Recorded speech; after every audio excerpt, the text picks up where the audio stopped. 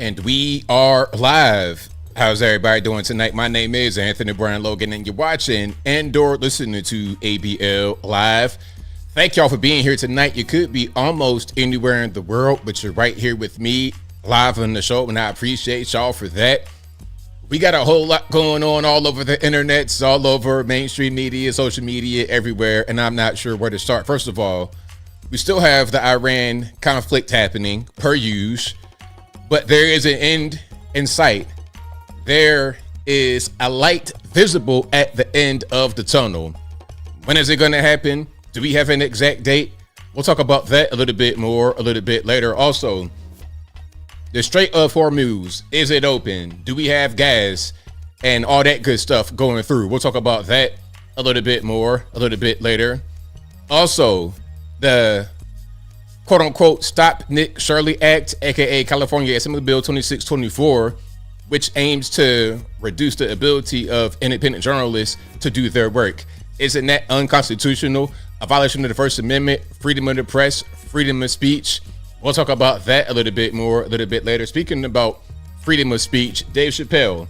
Hey Dave, you know what? Back in the day, when you first were out, when you were young, you were doing your thing, you were killing it. And even later years, you were doing very well. But as of late, man, it gets a little bit too soft, man. It's a little bit too, you out there giving flowers to Alex Pretty. This dude got himself deleted on purpose. It's like, what you want me to do? Like, go out there and pretend he was a good guy? We'll talk about that a little bit more a little bit later. And also, happy tax day. Did you pay your taxes? We'll talk about all those things and a whole lot more on tonight's episode of ABL Live. And thank y'all again for being here. You guys are the best audience anywhere on these interwebs. If you like what you're hearing thus far, please give the video a thumbs up, like the video, share the video, do all that good stuff. That'll help me out tremendously. If you enjoy the content in general, give me a thumbs up, give me a like, give me whatever you can, wherever you are. Thank y'all for being here. Shout out to you guys who were on the Instagrams last night. I appreciate y'all for that. If you missed the Instagram live stream, that'll be up on YouTube as a replay Friday at 8 p.m. Eastern Standard Time for you to enjoy it that way. Or if you just want to watch it on the replay on YouTube, whatever you want, it'll be there Friday at 8 p.m. right here on the YouTubes for you guys to watch. But if you want to catch it live, it is on the Instagrams exclusively. So check me out over there on Tuesdays. But thank y'all again for being here. You guys are the best audience anywhere on these interwebs. We got the Iran conflict still happening. I think, as I was thinking before, that this will come to an end pretty soon. It's not going to be a decade's war. See, my thing, people are saying, you know what? How you feel about Trump and the war? Are you upset about that? Like, are we doing the George Bush, Dick Cheney all over again? Is that what this is? Now, I've always said, if we could get this wrapped up pretty quickly, within, I say maybe 6 months tops, then I think that'd be good. But if it's going to take months and years and years and years and decades, now we got a problem. So my opinion about the Iran conflict, war, whatever you want to call it, is how quickly it is wrapped up. That's all you got to do. Wrap it up quickly, and then it'll be good. If you can wrap it up quickly, free the Iranian people, accomplish your goals, and get things back to normal when you're talking about these gas prices, then we get money. Now, Scott Bessent, the Secretary of Treasury, came out today and gave a timeline for when you could see gas back down to about $3. Now, I don't know about y'all, but I was paying $2.40. I was not paying $3. So hopefully when he says $3, it's just kind of an easy number to throw out there. Maybe somewhere kind of middle of the boat that would be achievable for the majority of Americans. I know you Californians, you guys been paying your arm and a leg and the firstborn child for years now because of the environmental requirements and the taxes. California, man, such a beautiful place, but it's too expensive to live. Maybe it's prohibitively expensive, so you can't live out there if you're not really, having a lot of money. But how would you have any service-based industries where human beings are involved if it is so expensive? All you're going to do is have really, really, really bad class stratification. The haves and the have-nots is going to be a big gap. Because if you're able to live like a middle class type of lifestyle in California, would you also be part of the service-based industry class? Would you be doing DoorDash if you live in middle class in California? You see what I'm saying? So you're going to have really crazy class stratification in a place like California. And then the things they allow, the homelessness, the drugs, all the above, it's a mess. And Minnesota, right on the heels, talking about, okay, we're going to legalize bathhouses and we got all these illegal aliens and they could do whatever they want. Hey, I got a video today. I'm going to show you guys. I put it up on my social media as a short. It's about in California, you're able to get free gender reassignment surgery from Medi-Cal. You can even get it if you are in the country illegally. If you are in prison, you're able to get these surgeries for free. Well, it's not for free. You, the taxpayer, pay it. Hey, and by the way, happy tax day. Happy tax day. Hey, how does it feel knowing you work your fingers to the bone? You have sleepless nights. You didn't literally have spent blood, sweat, tears on your mission, on your purpose to make money in this world, knowing you got to pay 25% of that in taxes, to turn on your television, turn on your phone, turn on whatever, and then see a whole transformer who's not in the country legally getting the free sex change with your money. How does it make you feel? Now, look, if you're going to take my tax money and spend it appropriately, I think that's fair.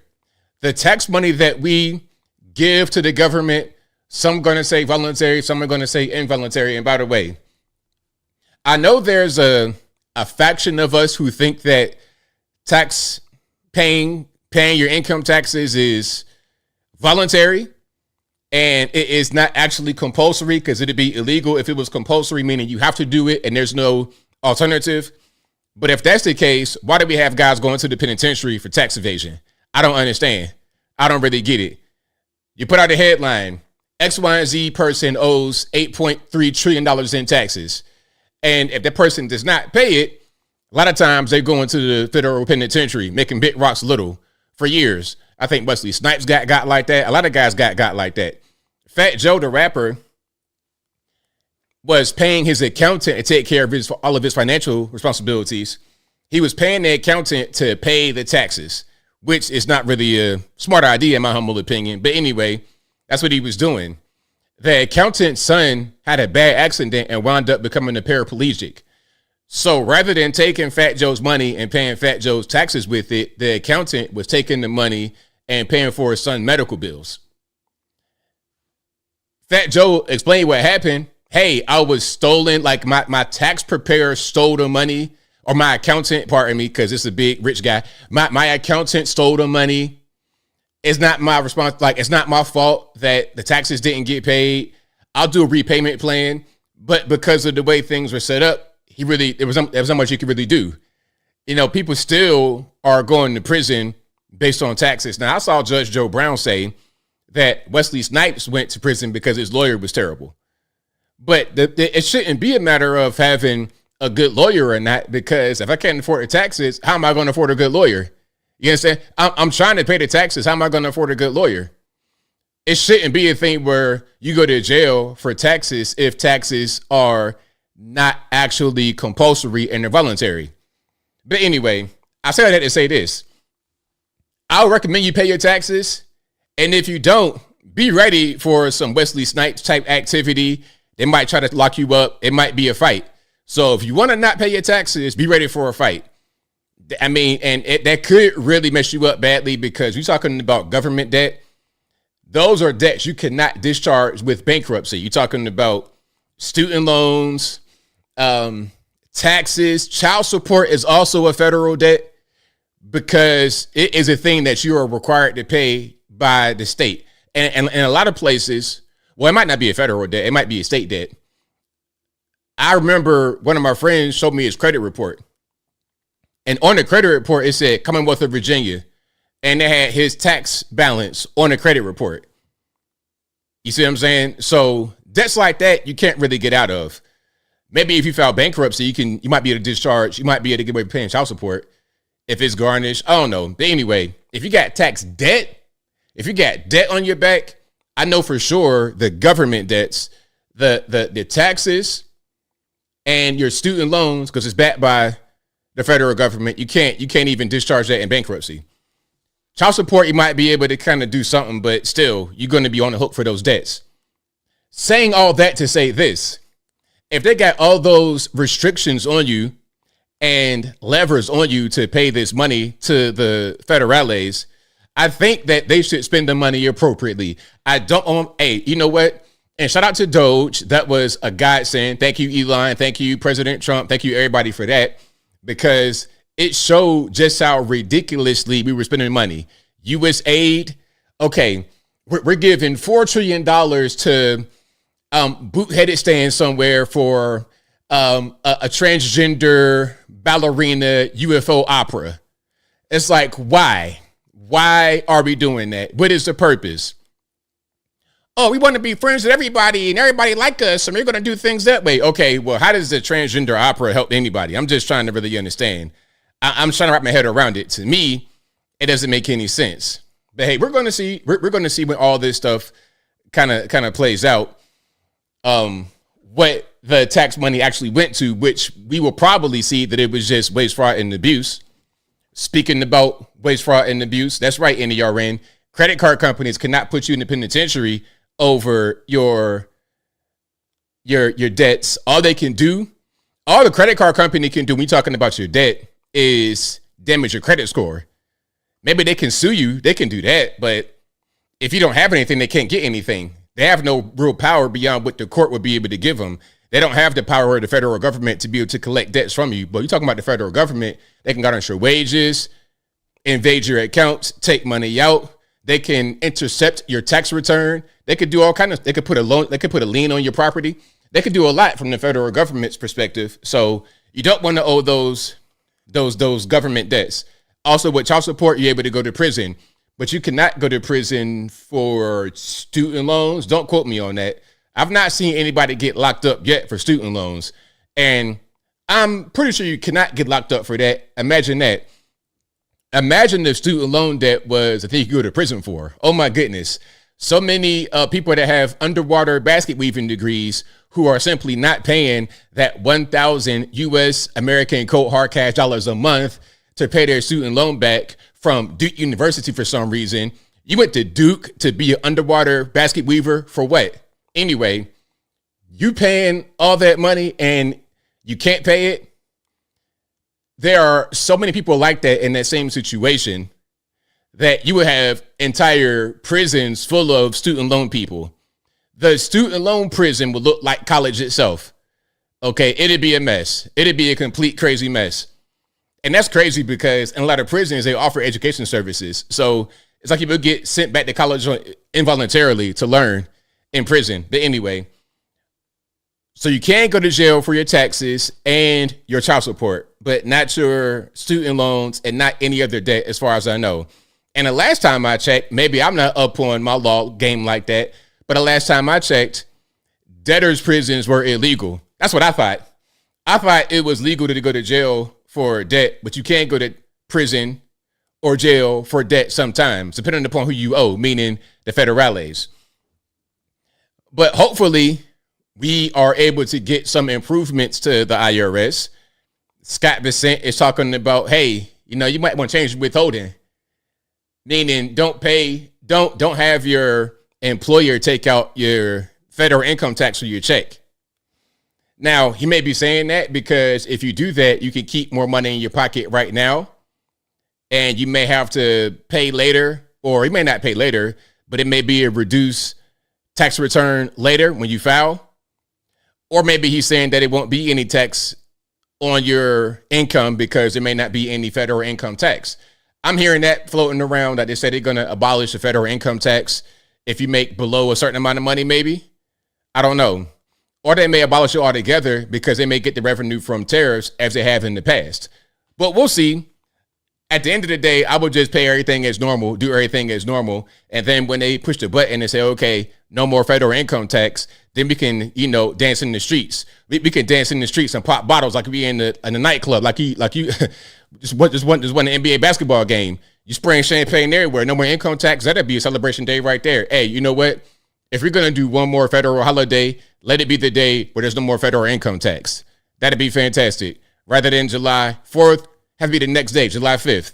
Okay, July 4th, Independence Day. July 5th, independence from federal income tax. That'd be a fantastic day to celebrate. Backup Texas says some stupid states for some reason can garnish for unsecured debt like credit cards. Now, I don't know how they would do that. Isn't that illegal? I don't know how they would do that. Rex Rocker says bad credit sucks, though. You can't borrow money for anything. Going bankrupt is not ideal. Yeah, I mean, I agree. B. Gatlin says credit card companies can get a judgment and then file a garnishment on bank accounts and salary. Usually people file bankruptcy first and the bank has to charge it off. Okay. Thank you for that clarification. See, but that exit hatch is not available for student loan and child support or for student loan and taxes. As far as I know, you cannot file bankruptcy and avoid your taxes, as far as I know, and student loans. But when you're talking about credit card debt, you could do some things to finagle your way out of it. But it's not like that when you're talking about federal government debt. All right. You should have been a plumber instead. Hey, shout out to the plumber. Shout out to everybody that works with their hands. You know, people, I'm seeing a lot about people that are plumbers. I'm seeing a lot people saying, oh, well, people say, they say crazy things. They say, well, being a plumber and all that, you don't make that much money, all this, that, and the third. Well, actually, it is. And if you work hard at what you do and you're able to really kind of get things going the way they should be, then you can make some money as a plumber. You can make some money in whatever you do as long as you work hard. But the thing about being a plumber versus any other industry, or the thing about being a blue collar guy, working with your hands versus, let's say, tech, is that it can be easier to make money in the trades because there's more of a demand for the skill. I mean, I guess you could make money as an underwater basket weaver. I'm not really sure how much you're going to make, but you guess you could do something. It all depends on how much your skill is in demand at that particular time. Maybe at one time a few years ago, the demand for entry-level coders and whatnot that can be done partially by AI was higher than it is right now. And maybe that demand will increase when they realize AI is not all it's cracked up to be. AI is very flawed. AI has a lot of demands that are not factored into the price that AI products are being sold for. You know how much these data centers are costing for AI? I mean, the cost is astronomical and the true cost is not actually being paid, because a data center truly should be able to pay for its own power source rather than drawing on the grid of the local town that it's attached to. And water should be at a premium for these places because they consume so much of it. The water bill should be off the hook. You're talking about a water bill so high it could power. You could. The water bill would be so high you could create a hydroelectric dam right there or something. Like it should be a lot, because they're taking so many natural resources and they're taking from the power grid.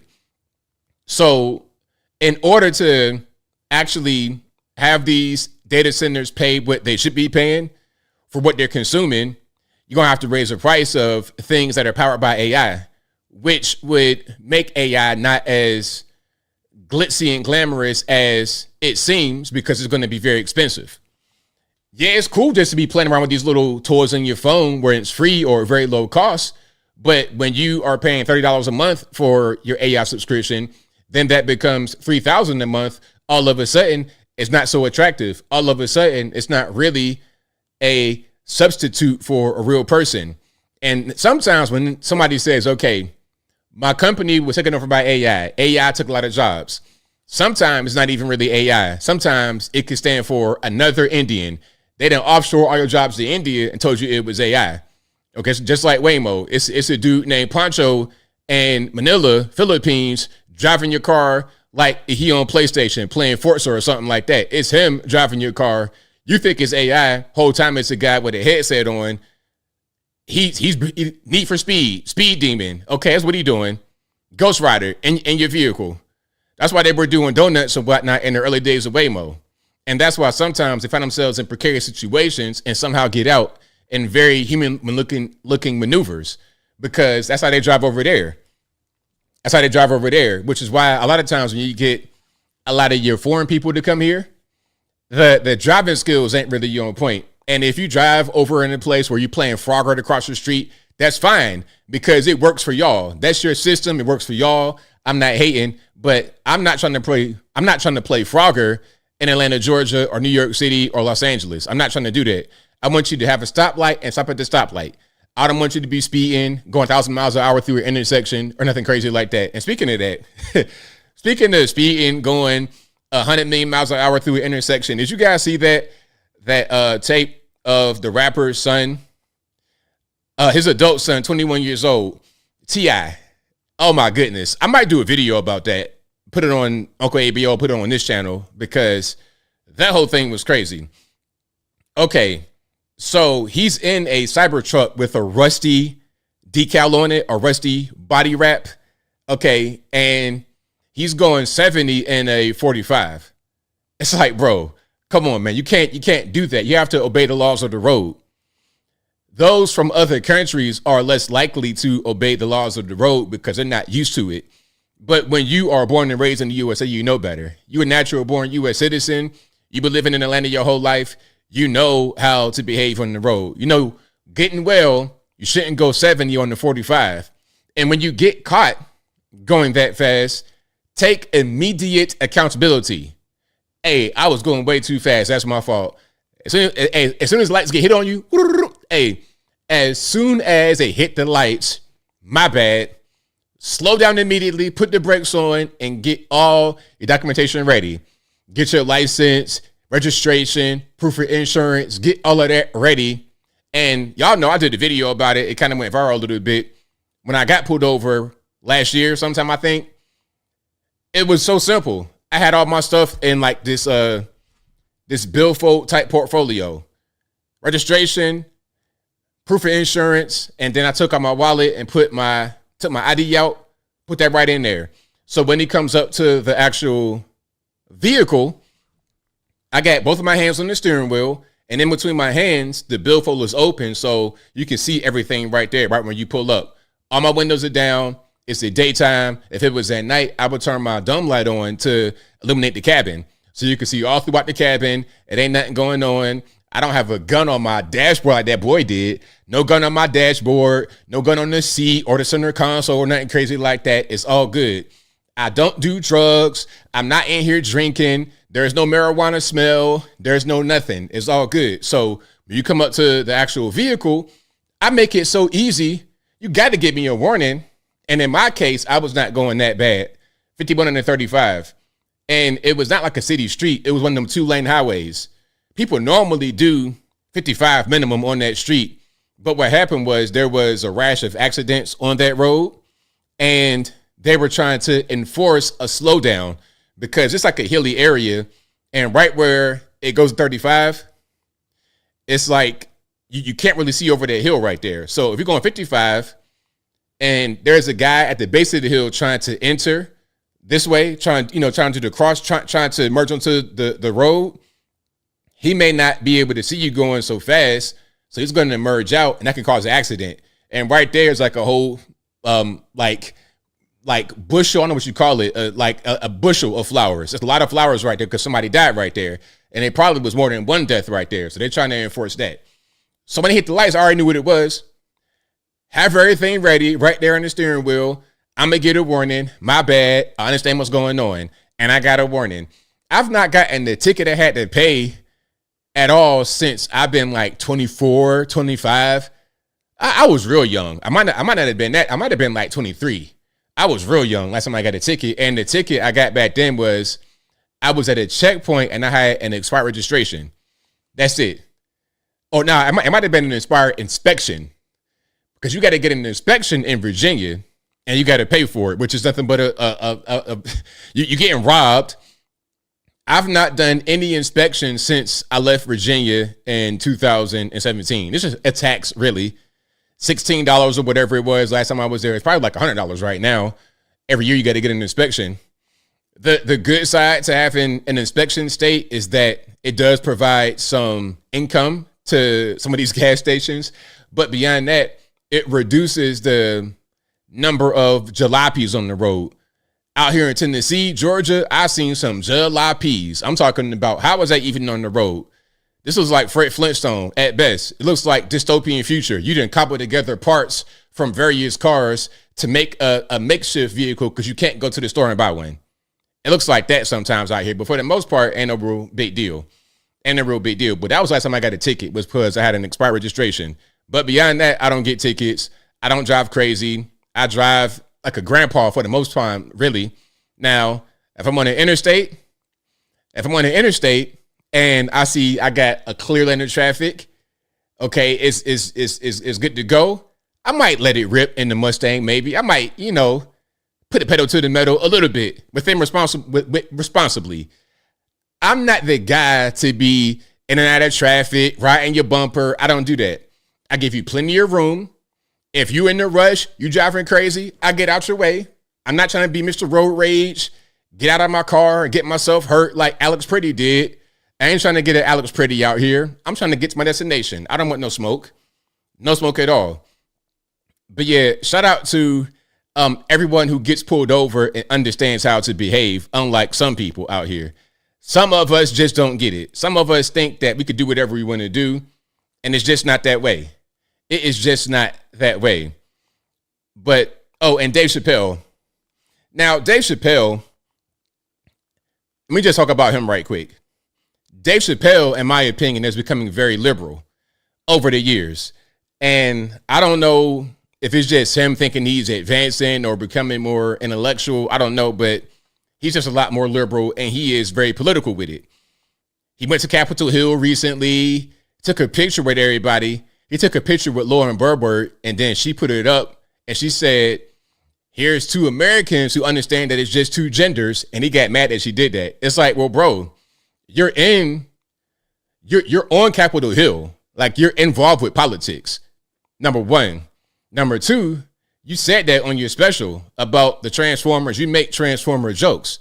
So you can't dictate to us, to anyone, how we perceive or use your jokes. You put it out there. If you don't want us to take it a certain way, don't put it out there. If you don't want to be involved in politics, then don't go to Capitol Hill. You could just stay in Ohio with your wife and be chilling, okay, trying to flex on them poor white people. You could do that your whole life. Or you could be in politics and accept what you get when you get criticized. And I like Dave Chappelle. I like his earlier stuff, especially. I love the Dave Chappelle show. I like the way he had it. I understood why he left and didn't want to do it anymore, because when Dave Chappelle left, about a year or two later, and y'all probably remember this, there was a separate show that was poised to be the Dave Chappelle replacement. And I think it was on Fox, and it had Affion Crockett. And when this show came out, it was so bad. And you could tell what they were trying to do with the Chappelle show. The Hollywood writers were trying to put their own spin on it, trying to do what they thought was funny. But what they didn't understand is that Dave Chappelle and his guys knew what funny was.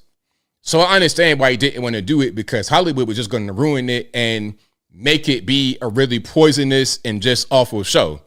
So I get it. I was with him during that time, but now you giving flowers to Alex Pretty's memorial and all this and that, and you wearing a Colin Kaepernick. I just don't like it, man. I don't like that at all. Yeah, I'm not a big fan in the least bit. But he was a liberal then. I guess he was, but he wasn't like the way he is now. He wasn't like the way he is now. I think he was much better back then. Much better back then. But we're talking about comedy. Hey, comedy has to be able to touch everybody, because he got in trouble because he was talking about the Transformers. And in his most recent comic specials, he still talks about them, but it comes from a place where he's like trying to empathize and relate to them and give them a pass.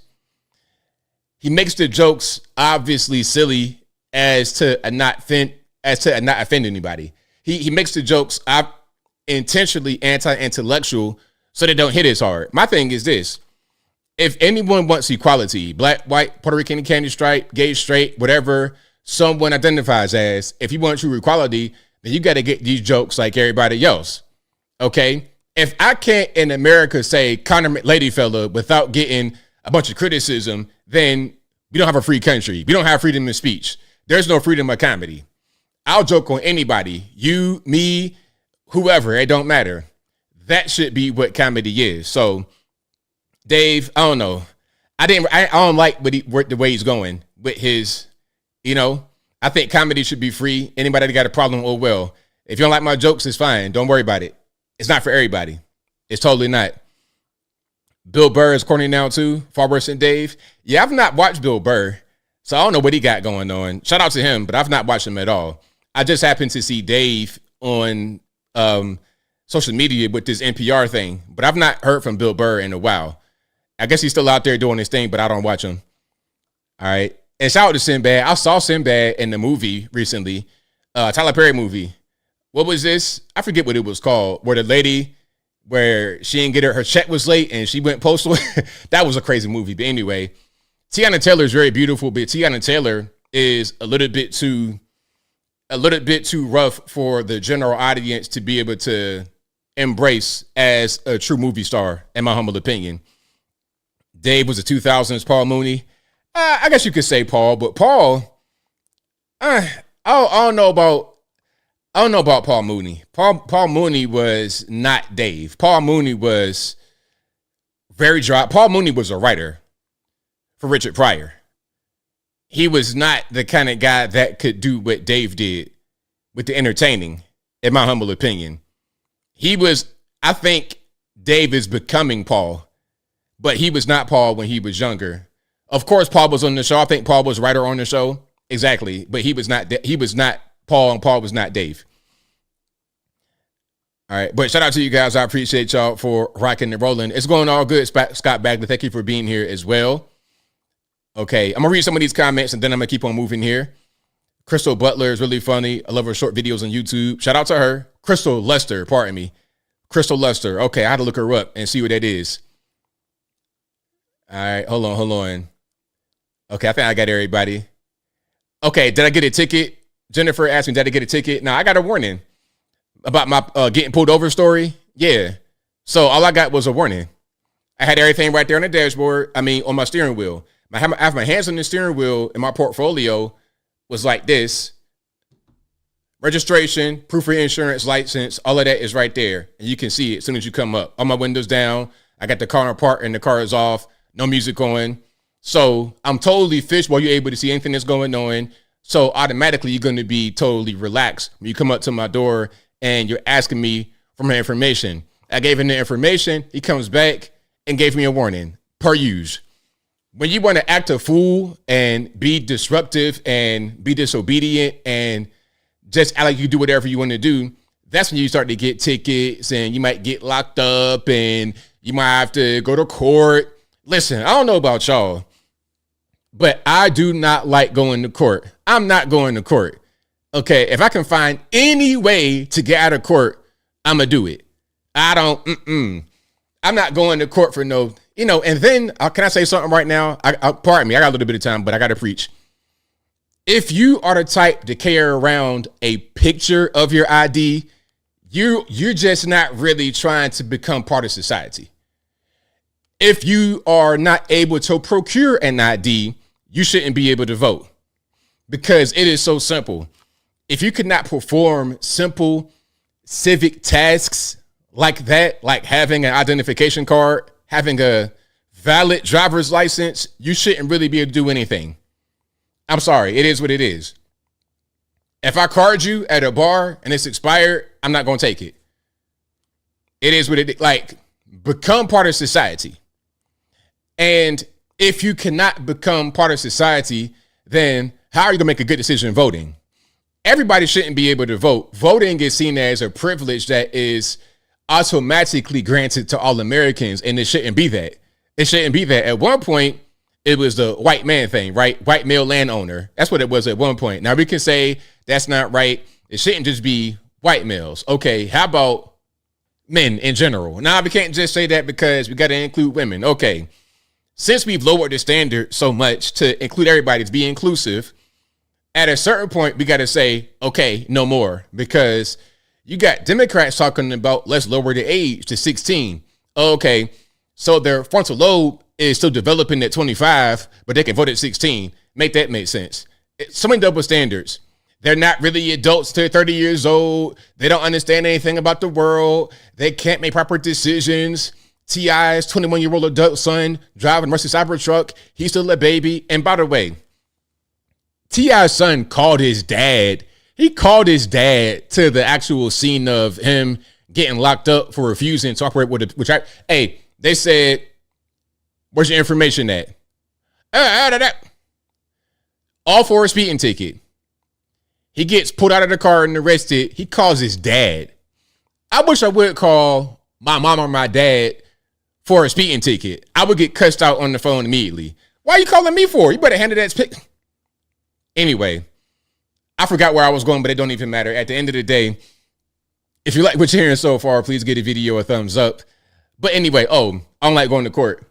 Yeah, I ain't trying to go to court. So nah, I'm not going to put myself in a situation where I'm gonna have to go to court. I'm gonna have everything valid. I'm gonna have registration, insurance, license, everything going to be valid, up to date, the whole 9 yards. I don't want to go to court. If you keep going to court a lot, it's because you retarded and or you like going to court, or a combination of both. It's fun to go to court. It's something to talk about. Yeah, I got to go to court in the morning. Yeah, I had an expired decal on my refrigerator. I had to go to court. Man, I wish I would. Anyway, shout out to you guys. I appreciate y'all for rocking and rolling. Angela B says, I do it riffraff all day as a bartender or a butt tender. Expired IDs. I ain't going to take it. Is this even you? It don't look like you. Maybe it was you 100 pounds ago, but right now I can't tell. It's expired and you look like you're about 1,000 pounds lighter. Okay, Dr. Now needs to confirm it. If we talk to Dr. Now, he probably got your birth certificate. You can confirm who you are. And that's part of the reason why they're talking about if you are not, it's part of the reason why they say if you are not here legally, or you need to go bring your birth certificate when registered to vote. Okay, let's figure out who you really are, because this does not look like you. Is it really your name? Are you a scammer? Are you here illegally? Let's figure out what's really going on. If you can scoot past that hurdle to prove who you are, okay, now here's your identification card, and now you're going to use that to go vote. Why is that a bad thing? I don't really get it. All right. I'm reading some of the comments. Jury duty showed me a lot about court. What a mess. I'm avoiding that at all costs. Exactly. Exactly. I'm not going.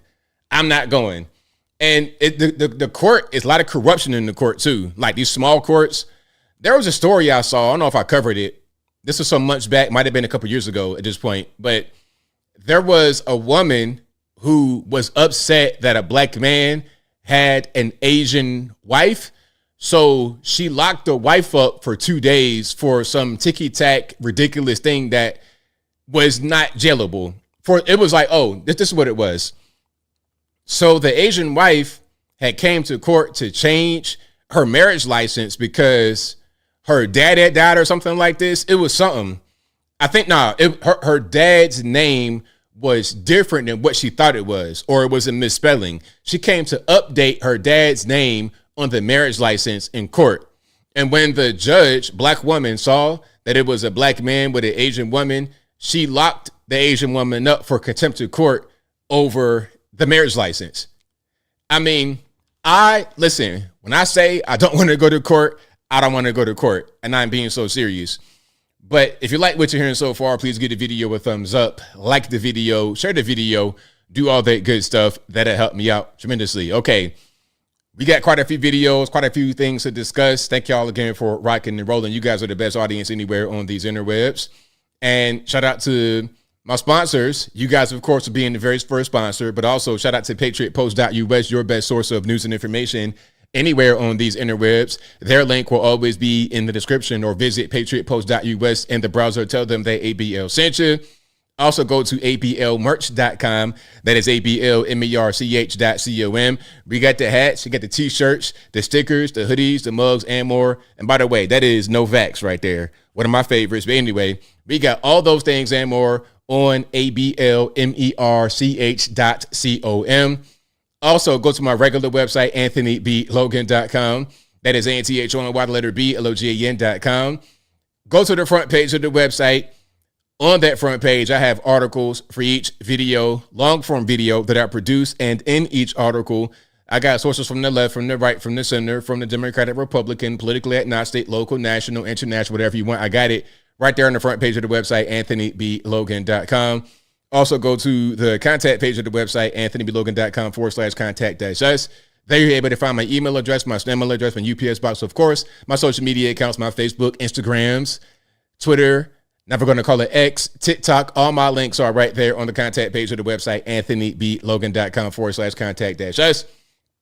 And as I always say, if you think you are contacting me, you are not. If you did not email me at my email and I didn't respond to you, and the email is contact@AnthonyBLogan.com.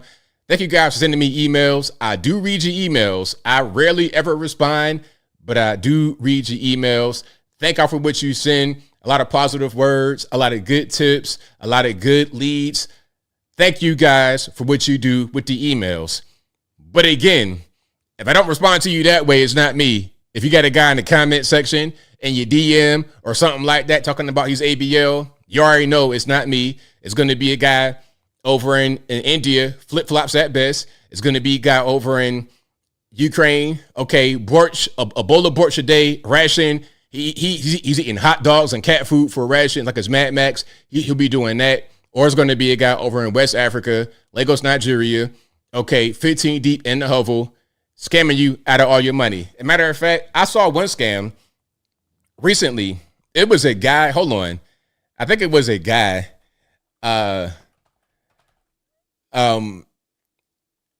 He got scammed by a Ugandan. I was like, wow, really? A Ugandan?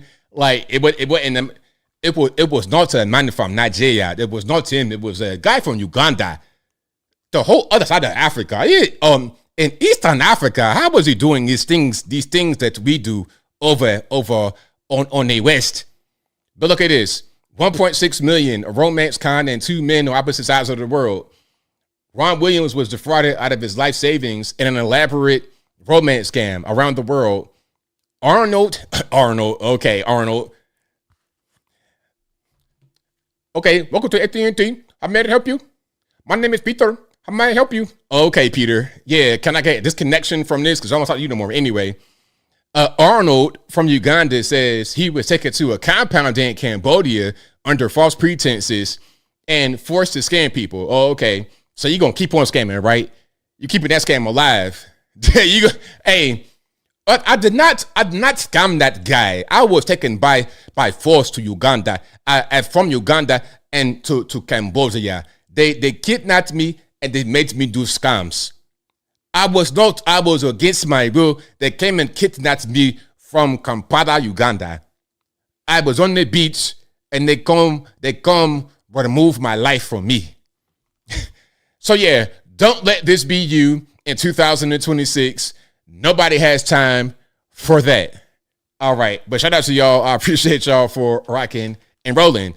Now, I'm going to start a little bit light. Did you guys see the meowing airline pilots? I thought it was funny. Okay. I guess they on their radios or whatever, meowing with the air traffic control. Let's just check it out.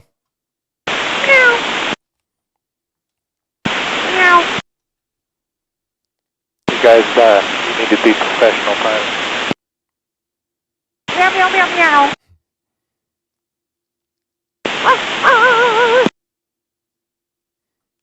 This is why you're still flying RJ. Meow. Meow, meow. That was so funny. Hey, the funniest part was the end. That's why you're still flying RJ, regional jet, them little 70-seat jets. That's why you're still flying that. You're not flying a 737 MAX. You're not flying no Airbus. You're not going to London. You flying from Paducah, Kentucky to Bootheadsville, Tennessee. That's what you're doing. And then the meow, meow, the acceptance at the end was hilarious. But yeah, shout out to them. Hey, have a little bit of fun in the air. It's all good. As long as you get me safely to my next destination. Fly me from this 2-terminal airport your regional jet guys from this 2-terminal airport to this 4-terminal airport safely, and it's totally fine. Don't even worry about it. So yeah, shout out to them. I thought it was funny. Shout out to the pilots. You guys got a really difficult job. It's something that the whole world relies on, and it's often thankless. So, hey, I give you your flowers whenever I see you. Whenever I get off the plane, I always speak to y'all because you deserve it. So shout out to the pilots out there. All right. I'll never forget that time when the guy had to get kicked off, and then the defender came in, Malcolm Misha X. It was a mess. The whole plane, the pilot was black. Anyway, I'm having a flashback. So Trump is not a big fan of the Pope. I kind of missed this a little bit, this story, kind of, sort of, but I'm going to talk about it a little bit. So what's you guys' take on the Pope? I'm not really up on him like that. I don't know a whole lot. What's you guys' take on the Pope? Personally, I don't really think that what the Pope says matters. So, people ask what I think. He's just a guy. Who cares? Now, look, so this is the actual post on Truth Social. So I'm not going to try to squint. I can see it, but it's easy if I can just read it where it's typed out right here. So Trump goes off on Pope Leo. I like his brother Louis much better than him because Louis is all MAGA. He gets it, and Leo doesn't. I don't want a Pope who thinks it's okay for Iran to have a nuclear weapon. Pope Leo is weak on crime and terrible for foreign policy. He talks about fear of Trump administration, but doesn't mention the fear that the Catholic Church and all other Christian organizations had during COVID when they were arresting priests, ministers, and everybody else for holding church services, even when going outside and being 10 and 20 feet apart. Hey, you know what? Let's pause right there. That whole thing was crazy when they were arresting people for having church services. I was like, really? For having church services? We're getting arrested for doing that? Meanwhile, Gavin Newsom goes to French Laundry, no mask on, with medical professionals. So y'all can do that, but when you want to have church service, y'all want to arrest us? That was a crazy time. Anyway, let's keep on going. I don't want a Pope who thinks it's terrible that America attacked Venezuela, a country that was sending massive amounts of drugs into the USA, and even worse, emptying their prisons, including murderers, drug dealers, and killers into our country. And I don't want a Pope who criticizes the president of the United States who, because I'm doing exactly what I was elected in a landslide to do, settling record low numbers in crime and creating the greatest stock market in history. Leo should be thankful because, as everyone knows, he was a shocking surprise. He wasn't on any list to be Pope, and he was only put there by the church because he was an American, and they thought that would be the best way to do with President Trump. So we think about that he was only there because he's an American. I didn't even know he was an American. Where's he from? Where did Pope Leo, is that his name? Where did he grow up? Hold on. Pope Leo. Let's look him up right quick. Where did he grow up? Okay, it's saying he was born in Chicago. Is that where he grew up? 1955, Southside Chicago. He's French, Italian, Spanish. He black? He black? What's going on? Look like a Beyonce, a Creole type New Orleans thing going on? Okay, so his mother was born in Chicago into a mixed race black Creole family from Louisiana. Oh, got them a white passing black to be the Pope. That's hilarious. That is so funny. I think I heard that he might have been black too. I think I did hear that, but when I'm looking at him, I don't really see that. But yeah, I can kind of see it now, a little teeny bit. That's hilarious. Anyway, let's continue.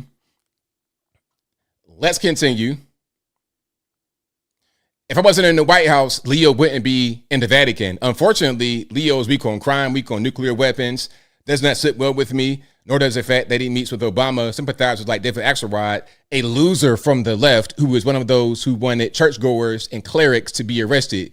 Leo should get his act together as Pope, use common sense, stop catering to the radical left, and focus on being a great Pope, not a politician. It's hurting him very badly, and more importantly, it's hurting the Catholic Church. Okay, now, did he speak about it? Did the Pope say something?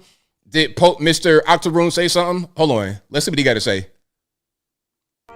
In English, I would simply say, once again, what I said in the Urbi et Orbi message on Sunday, asking all people of goodwill to search always for peace and not violence, to reject war, especially a war which many people have said is an unjust war, which is continuing to escalate and which is not resolving anything. In fact, we have a worldwide economic crisis, energy crisis, situation in the Middle East of great instability, which is only provoking more hatred throughout the world.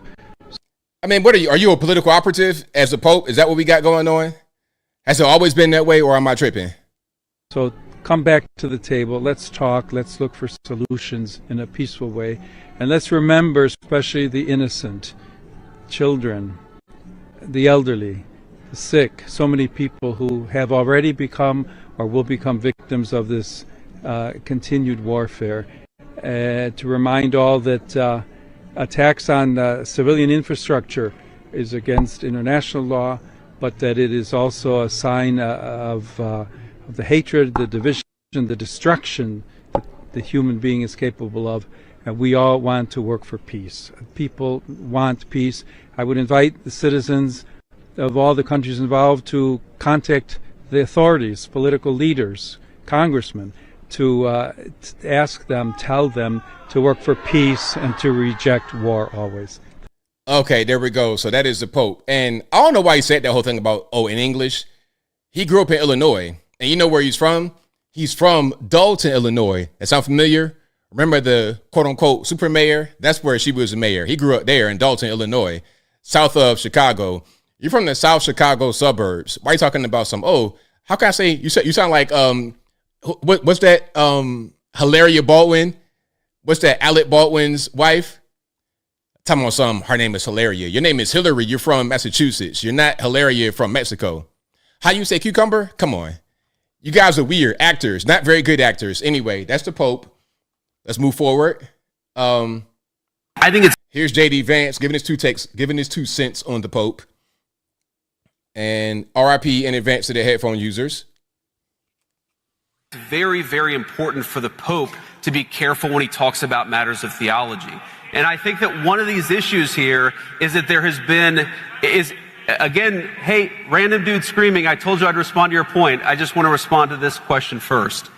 But I think one of the issues here is that if you're going to opine on matters of theology, you've got to be careful. You've got to make sure it's anchored in the truth. And now, to respond to this guy here, he said, I believe he said the administration supports a genocide in Gaza.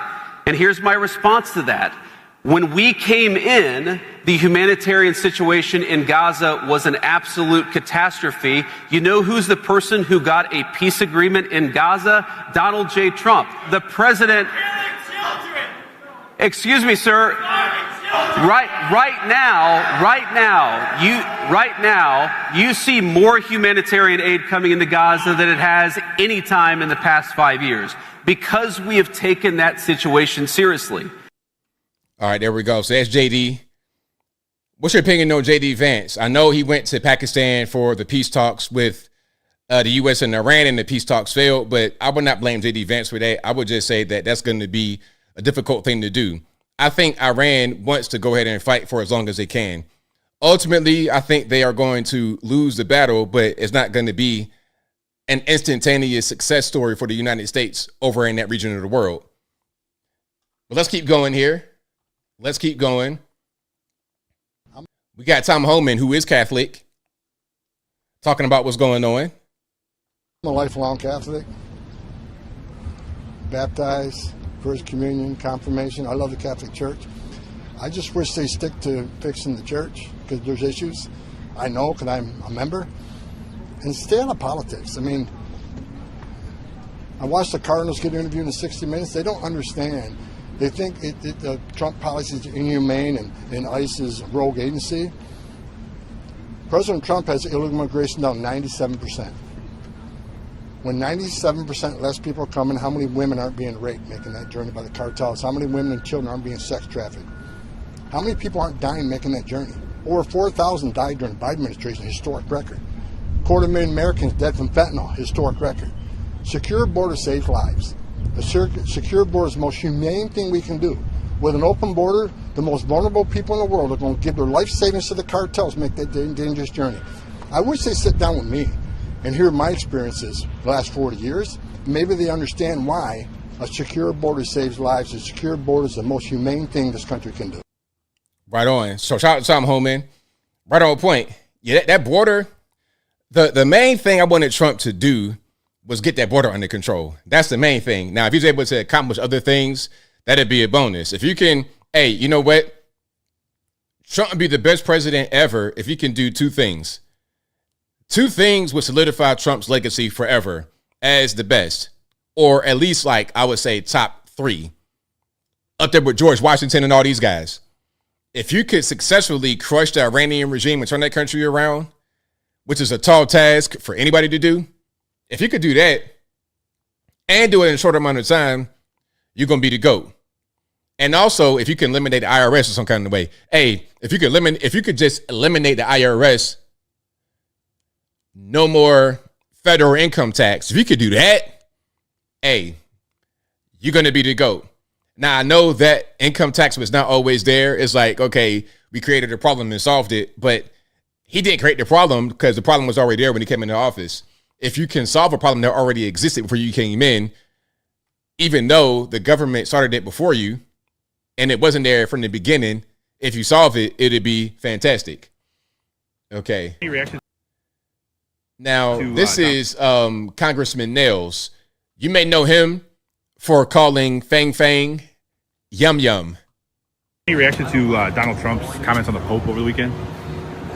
I probably say the Pope needs to keep his business into leading his flock, so to speak, leading the church, and probably stay out of the political arena. He doesn't need to be getting involved in the political arena. Go lead your church, but stay out of the politics. Right? We didn't elect the Pope to be the president or be the anything else. So just keep his nose in the church's business and stay out of the political arena. Well, what if he sees his role as sort of leading his flock away? No, lead his flock. Well, let's focus on just behavior too and everything else. Just focus on your flock. And Donald Trump is our president. It's not the Pope. I didn't elect the Pope to be president. Thank you, Congressman. Right on. So shout out to Congressman Nails. And TMZ is in D.C. I think they may get some scoops out there, but there's already a lot of guys on the ground in D.C. doing a lot of good work. You got James O'Keefe and a lot of people out there in D.C., so maybe TMZ's presence rustles up some more stuff, but I'm not quite sure. Now, speaking about Congressman Nails, who referred to Eric Swalwell's Chinese spy, whose real name is Fang Fang, as Yum Yum, Tony Gonzalez and Eric Swalwell's image and their offices have been removed from the Hill, okay? So this right here, Tony Gonzalez, his name getting removed.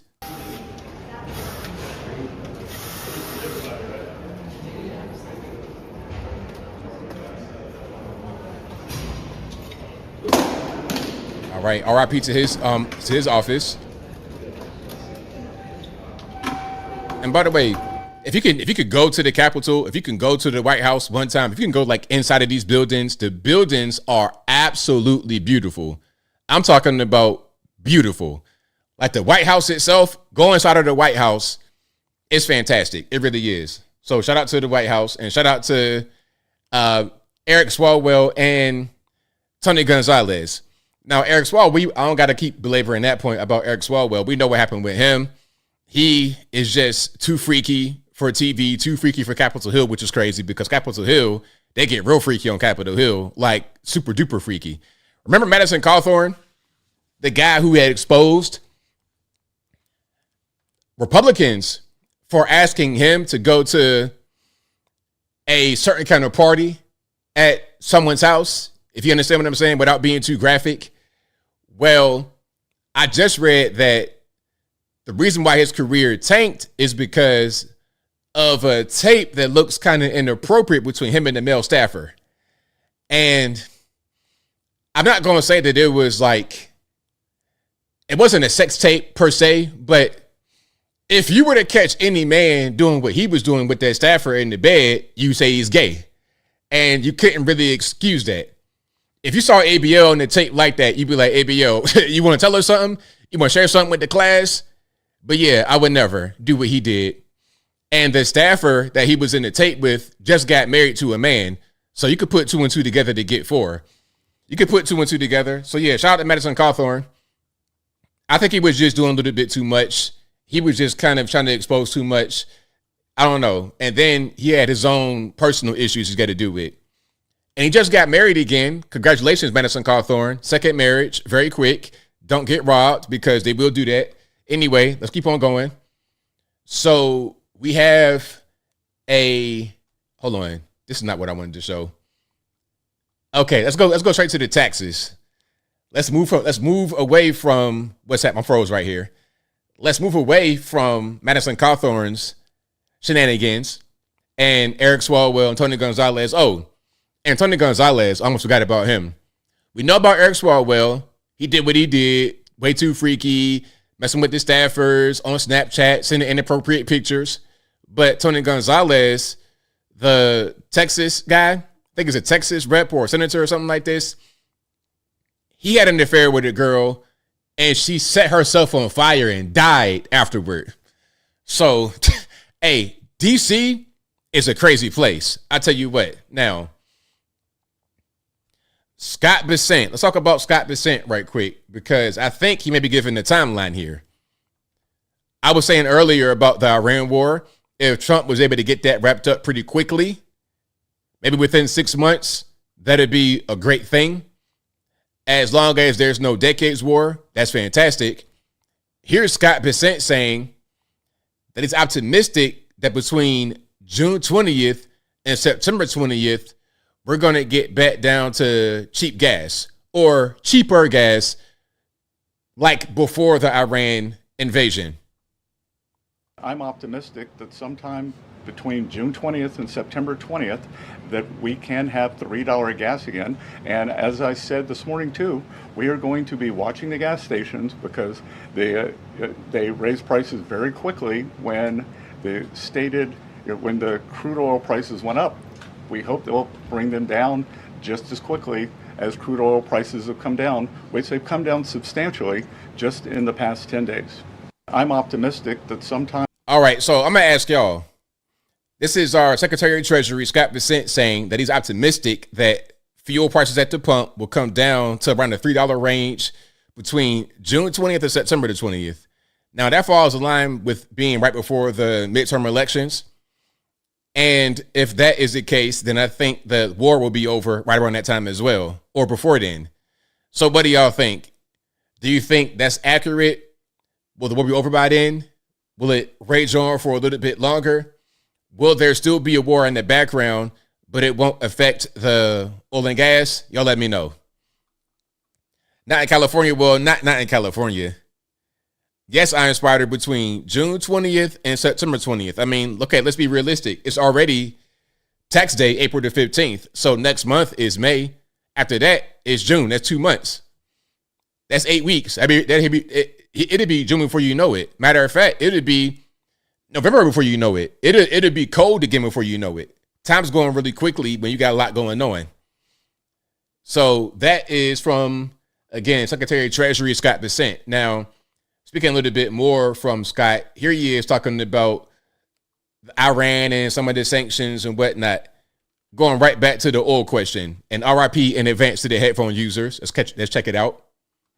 The other thing that we have done is we have told countries that if you are buying Iranian oil, that if Iranian money is sitting in your banks, we are now willing to apply secondary sanctions, which is a very stern measure.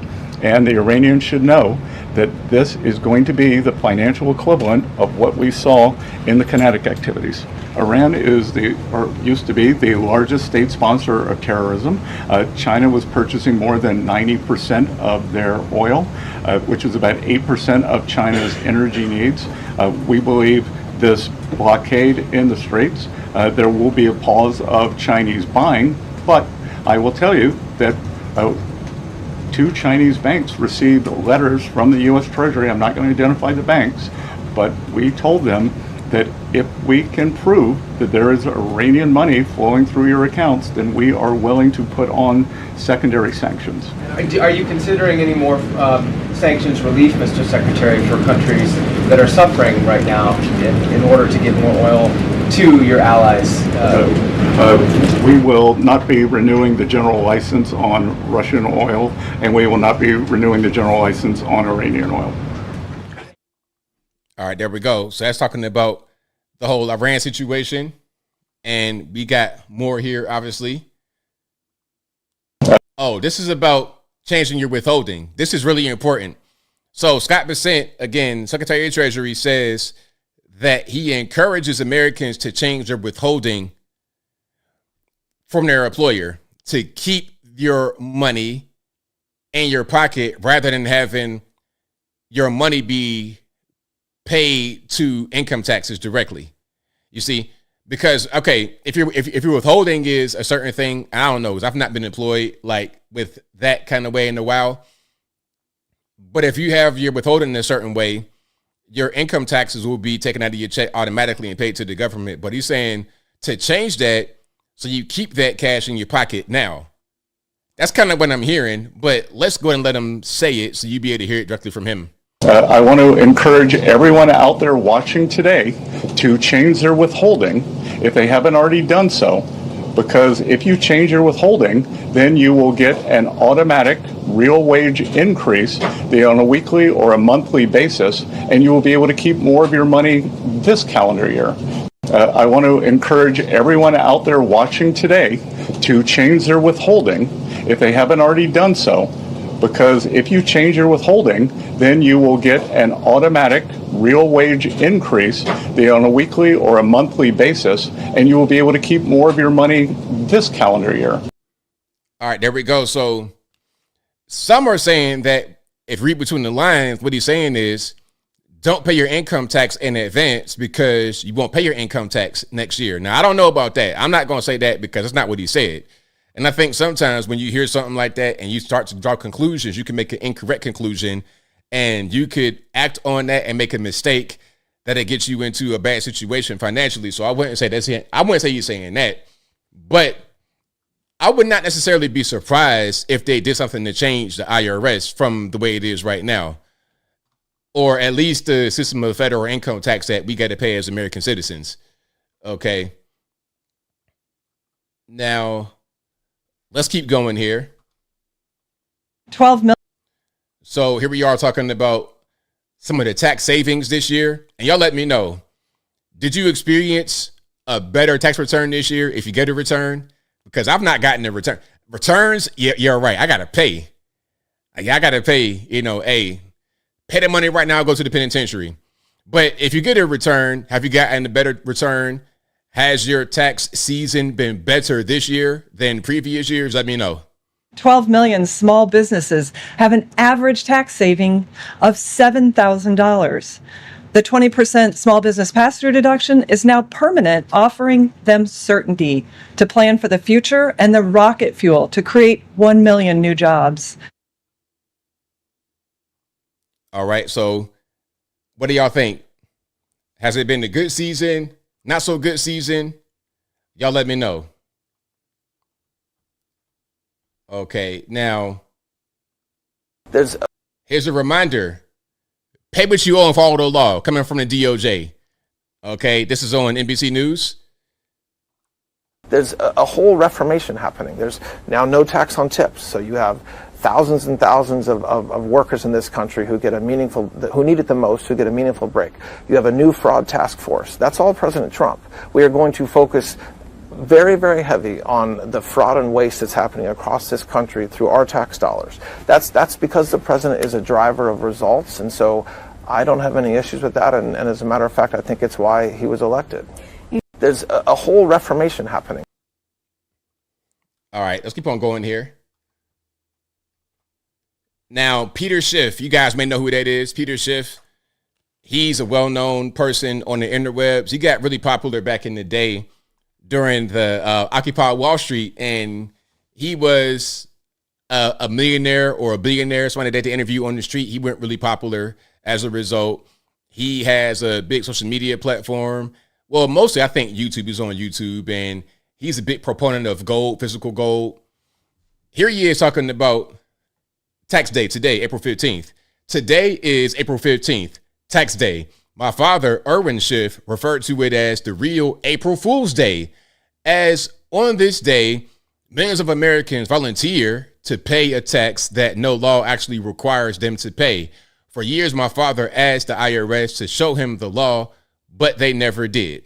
Now, that's what he says. Somebody added a community note to it and says U.S. law requires individuals to pay federal income tax under 26 U.S. Code Section 1. Is that it? Section 1 or subsection 1 imposes tax. 6012 requires tax filing, and 6151 requires payment. The IRS states compliance is mandatory, not voluntary, and courts have rejected contrary claims. Now, what do y'all think? Do y'all think the community note is right with the case law and whatnot that they have cited, or just the law in general, not case law? Or is Peter Schiff correct while saying that there's no law that says you got to pay federal income tax? Y'all let me know. I'll tell you what, I'm not really going to try to be squabbling with the IRS if I don't have to. I'm going to try to do my best, because I feel like in that kind of battle, you're going to need some heavy artillery. That's like trying to bring a knife to a gunfight. It makes no sense. Okay? It makes no sense at all. I do. Okay, now, here is Tim Burchett talking about a DOGE committee having a hearing on fixing the IRS, which is music to my ears. If you can get DOGE, if we can get the DOGE, pun intended, sicked on the IRS, that'd be fantastic. Hey everybody, Tim Burchett. Just left the DOGE committee, which I chair, dealing with the IRS, and providing better service, making it more fair and equitable for everybody. It's funny, a lot of people wanted to get on this committee. I didn't see them today. It seemed like it's a very timely issue, but the chair lady and I are not, as I told her, I said we ought to pick a fight with each other and dare each other to go out in the parking lot so we could settle it out there. Maybe we could get the press covering this stuff, but we're actually going to propose some more legislation dealing with some constituent issues I've had dealing with the IRS to fix some problems and not make it worse. You got to start somewhere, and this is where we start. I doubt this will get the ratings. Hey, dude. Good, brother. I doubt this is going to get the press that a lot of the stuff we do. But it's sure as heck is needed, and people are really frustrated with the IRS. You know, it can take me months to get a response sometimes from them for a constituent. So I can't imagine what somebody calling in the so-called helplines or hotlines will get. But anyway, we'll keep working on it. Thank y'all so much for seeing me here. All right, there we go. So what do y'all think? Will there be action with the IRS? Are we going to be able to get something going? Are we going to be able to make something happen? Y'all let me know. Okay, y'all let me know. Okay, now here is Ro Khanna, Democratic House rep from California, talking about we need socialized health care and free college. Now, before he even says anything, the problem with anybody who says we need free this and free that is you're not speaking about the quality of the thing you want for free. If there's free healthcare, if there's free childcare, if there's free everything, what will the quality be? What are you going to pay these people to do these things for free? And where will the money come from? Taxing the rich? Oh, okay, well, at a certain point, that's not really going to work. Communism always fails in the end. The moment has finally come for national health insurance. Why? Because people now realize you cannot have health care linked to your job, not at a time where your job may change or where you may lose your job. We need Medicare for all. That's a better system with better outcomes where health care is guaranteed to every single person from the day they are born. For our young people, to assure career opportunity is not limited by your family's wealth. We need free college and free trade schools. The moment has finally come for national health insurance. Why? Because people... All right, there we go. So that's Ro Khanna. That is Ro Khanna. Let's keep on going here. Let's keep on rocking and rolling. AOC talking about the whole issue of free healthcare, because again, my question is, how are you going to pay for it? Like I was saying, how are you going to pay for it? You're going to keep taxing. How long will that last until it can't work anymore, until it does not work anymore? Okay, let's go ahead and check this out right here. And this is Alexandria Ocasio-Cortez. Do you think that she's going to run in 2028? I think she has to. I don't really see who else they have. Gavin, of course, is going to run, but who, aside from Gavin, will Gavin not be primaried by anybody? Are they just going to shoe him in? Will they give you no choice on the Democratic side of things? Who you going to vote for president? They're going to just appoint Gavin Newsom, like the Lord Emperor that he wants to be in California. Anyway, let's watch this again. AOC. So people often go back to this question of like, how are you going to pay for it? We are already, not only are we already paying for it, we are already paying more now than we would under a Medicare for all style system. You know, like, hello. And that doesn't mean that these monopolies get off the hook. We have to break up these monopolies. And I'm going to tell you, that's actually where I start getting Republican support. I talk to Republicans about this, and Republicans don't like guaranteed health care. They don't want to be like the rest of the developed world. That's whatever, a difference. But they do believe in breaking up these healthcare monopolies where the insurer owns the PBM, owns the drug manufacturer, and all these are in the same. Okay, there we go. Again, that is AOC talking about the whole healthcare situation. Now, they will use the argument that because a lot of people get services and you got people go off the street, go to the hospital, people don't pay. Other countries that have this so-called advanced level of healthcare aren't really the models for healthcare. That's not really where if you could pick between going over there and coming here, you want to come here. Shout out to the Canadians. If you're watching, I already know y'all know what time it is. You guys rather come here for the most part. Unless you got some beautiful place in Toronto or something like that, okay, but what about the majority of the country? And even in a place like Toronto, would you rather go to a Toronto hospital or New York? Or a place where it actually functions properly the way it's supposed to, beyond having the so-called socialized healthcare? Yeah, and her voice is kind of rough because these women going out there working so much, they're not really built for that. Yeah, her voice does sound kind of rough. Anyway, speaking about New York, we got Mom Donnie talking about Happy Tax Day. We're taxing the rich. Now, do you guys think his plan to tax the rich is going to work?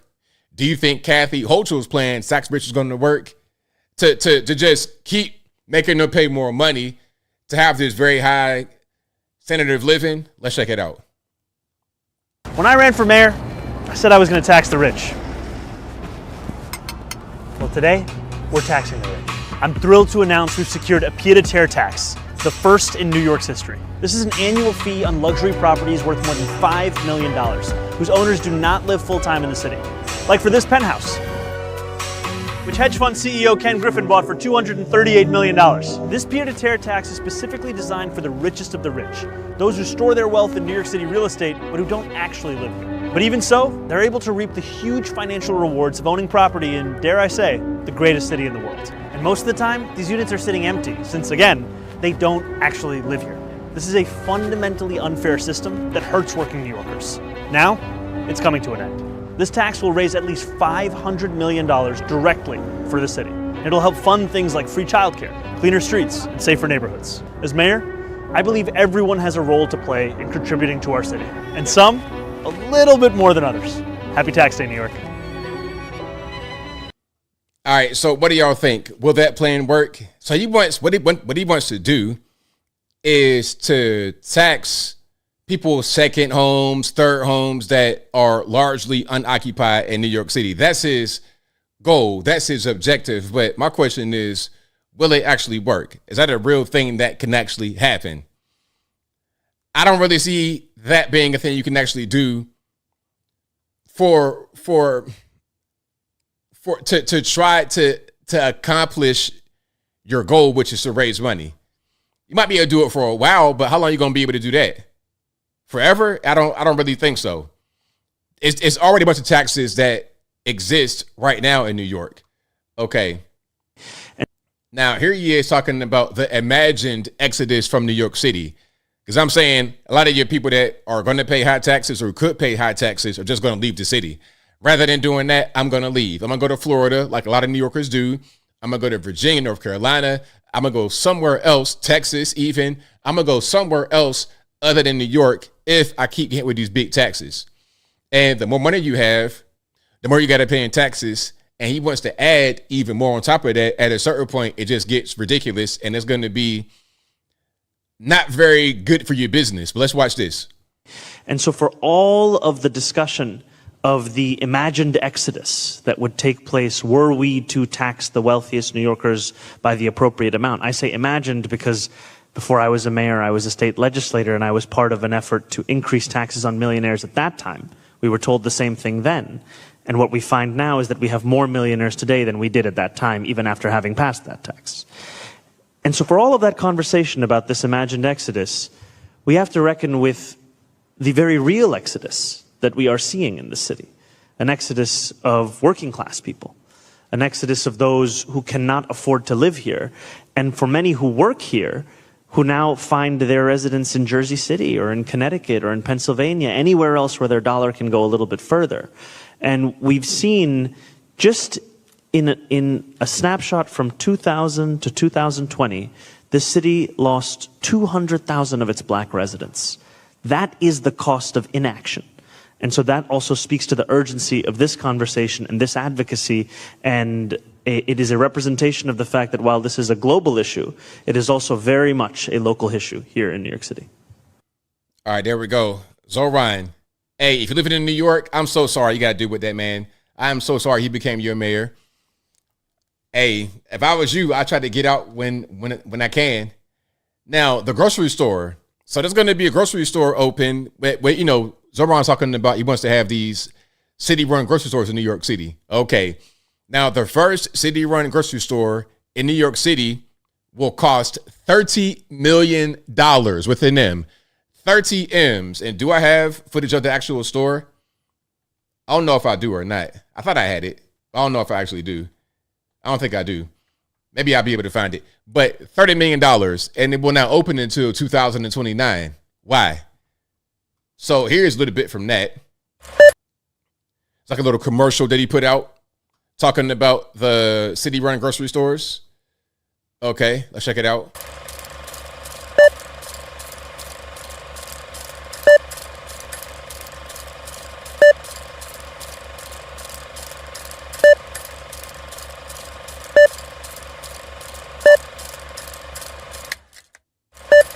Okay, so grocery prices.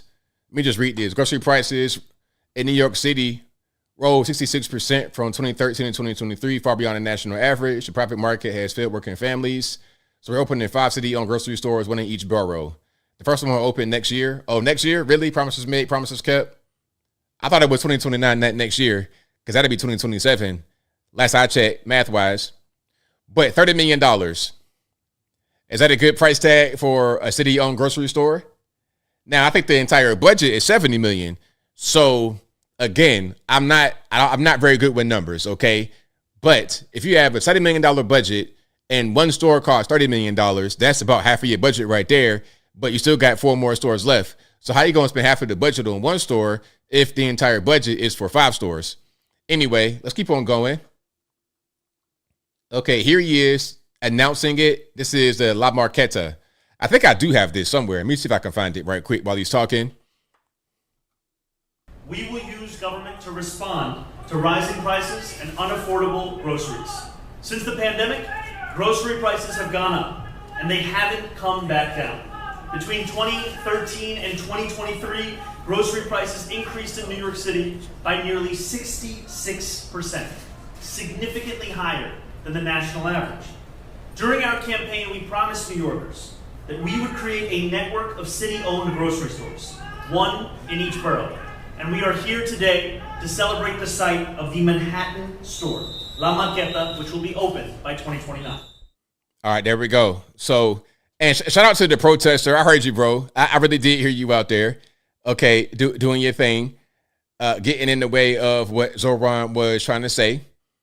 But yeah, $30 million for that particular site, La Marqueta in Manhattan. And I thought I had it somewhere. I think they actually went to the site. It's like a bodega. That's what it looks like. A little corner store. $30 million. Imagine that. Like, I don't think it costs that much, but when you are a communist, you always have these bloated, ridiculous projects that make no sense. Pretend work that just wastes money ultimately. Okay. I think I have some of it right here. Yeah, I got some of it right here. This might kind of count as what I'm talking about. What's okay? So there's like an interview. Matter of fact, no, here it is. Here it is. This is what I wanted. Grocery. Hold on, is this it? City funds from corporate supermarkets. This might be kind of an older commercial, but it kind of goes into the same thing. I'm gonna show this and I move on. Grocery prices are out of control. The cost of eggs and milk has skyrocketed. Some stores are even using dynamic pricing, jacking up the cost over the course of a day depending on what they can get away with. It doesn't need to be this way. I'm Zohran Mamdani, and as mayor, I will create a network of city-owned grocery stores. Yeah, that was a campaign video right there. Okay, that was a campaign video. And it's funny because it's 6 in the thing, but he said he only gonna do 5. That's funny. But anyway, if you like what you're hearing thus far, please give the video a thumbs up. Like the video, share the video, do all that good stuff. That'll help me out tremendously. All right, hold on. This is going to be Kathy Hochul. I'm proposing. Talking about we're trying to tax the rich. Good luck with that. I'm proposing a common sense surcharge on high-value second homes in New York City, commonly known as the pied-à-terre surcharge. This is a targeted surcharge on second homes and investor-owned apartments worth over $5 million. Homes that, in many cases, sit vacant for a large part of the year. We have the inventory. They're part of our skyline, but those people are not part of our city. We're talking about homes like the $105 million apartment down the street from here that's actually never been lived in. And here's why that matters. The property value of homes like that is driven by everything New York City has to offer. Those who benefit from the city without living in a full-time capacity should contribute to the costs that it takes to run the city. Public safety, world-class parks, amenities, the roads, the subway system. This proposal simply ensures that they're contributing in a meaningful way to keeping New York City the greatest city in the world. Okay, there we go. Kathy Hochul, governor of New York. Now, here's what I wanted to show. The La Marqueta. So here we go. Mamdani plans to open city-owned grocery store in East Harlem. Mayor Zohran Mamdani announced plans for a city-owned grocery store at La Marqueta. So that's it right there. That is $30 million. Okay, what are they going to do to renovate? Are they going to renovate this entire this train up over it? Like, what are they going to? What could possibly cost $30 million right here on this little beat-down looking store? Own grocery store with longer. Okay, now they ain't gonna show nothing else, but that's a picture of it right there that I showed in the thumbnail. Yeah. All right, Zohran, we're gonna see. Hey man, there better not be no roaches and rats in that store neither. I better not see no roaches. It better be the cleanest thing you ever seen in your life. Okay. Now let's go. Let's talk. This is going to be CNBC. Andrew Ross Sorkin talking about how unaffordable New York City has become under these crazy tax conditions. Let's talk taxes right now. A new report ranking U.S. states with the top total tax burden, and New Yorkers buckle up. Robert Frank joins us with more. It's never good news for New Yorkers when you're going to talk about taxes. And we all know that California, New Jersey, New York, they all have high income tax rates. But when it comes to all state taxes combined, New York ranks first in the nation. It's a new ranking from Wallet Hub. You add together the total tax burden for each state. So that's income tax, property tax, sales and excise tax as a share of total income. New York topped that list with a tax burden of 12.5%. Hawaii ranks second at 12.3%, followed by Maine, Vermont, Connecticut, and New Jersey. Alaska had the lowest tax burden at just 5%. Also near the bottom was Tennessee at number 47, Florida at number 46, both with burdens around 6%. So that's half of New York's. Red states had average lower tax burdens than blue states, and lower tax states have seen some of the biggest population gains over the past year. All right, there we go. So let me show the tax burden list right here. This is going to be Wallet Hub, what they mentioned. All right, hold on. So tax burden by state. Lowest is the light, teal kind of blue. The highest, you got this deep violet or light violet kind of purple. Okay, so the lowest, number 50, is Alaska. Number 48 is Tennessee. Shout out to Tennessee. Great place to be. Right over the border, we got Georgia at 30, Alabama 33, Mississippi pretty high at 20. That's kind of a little bit too high. But me, I'm at number 48. And part of that I already know because we have no state income tax in Tennessee. Texas, 36, no state income tax as well. Florida's low as well, 47, no state income tax. New York, number 2. And number 1, Hawaii. Well, I figured Hawaii would be high tax like that because of the nature of Hawaii being an island paradise in the middle of nowhere. You got a lot of very rich people and a lot of people who are not very rich. But Vermont, number 3. New Hampshire's kind of low, 49. I didn't think that was going to be the case. Maryland, of course, which is basically Washington, D.C., at number 7. West Virginia is really high at 18. That's actually very, very high. I don't even know why that is like that. Ohio, 16 is pretty high. So what do y'all think about these rankings? Again, this is the tax burden by state on Wallet Hub, if you want to check it out there. What do you guys think? Is that pretty much accurate to where you're living at right now? Y'all let me know. All right. Now, there's new requirements for your EBT, your WIC, your TANF all over the country. I played the video before at a guy talking about, everything, you gotta pay with your own money. Yeah, you can't go out there and just get Butterfinger bars and all types of Little Debbie cakes and gold leaf tea, Sunny Delight. You can't get your what's the name of them? Capri Suns. You can't get no Capri Suns in your EBT no more. Okay, we've cracked down on that. We're not going to subsidize your poor health. We will help you, but we will not subsidize your poor health. Okay, so here you have Chicago Mayor Brandon Johnson advising his constituents on how to avoid these actual new rules.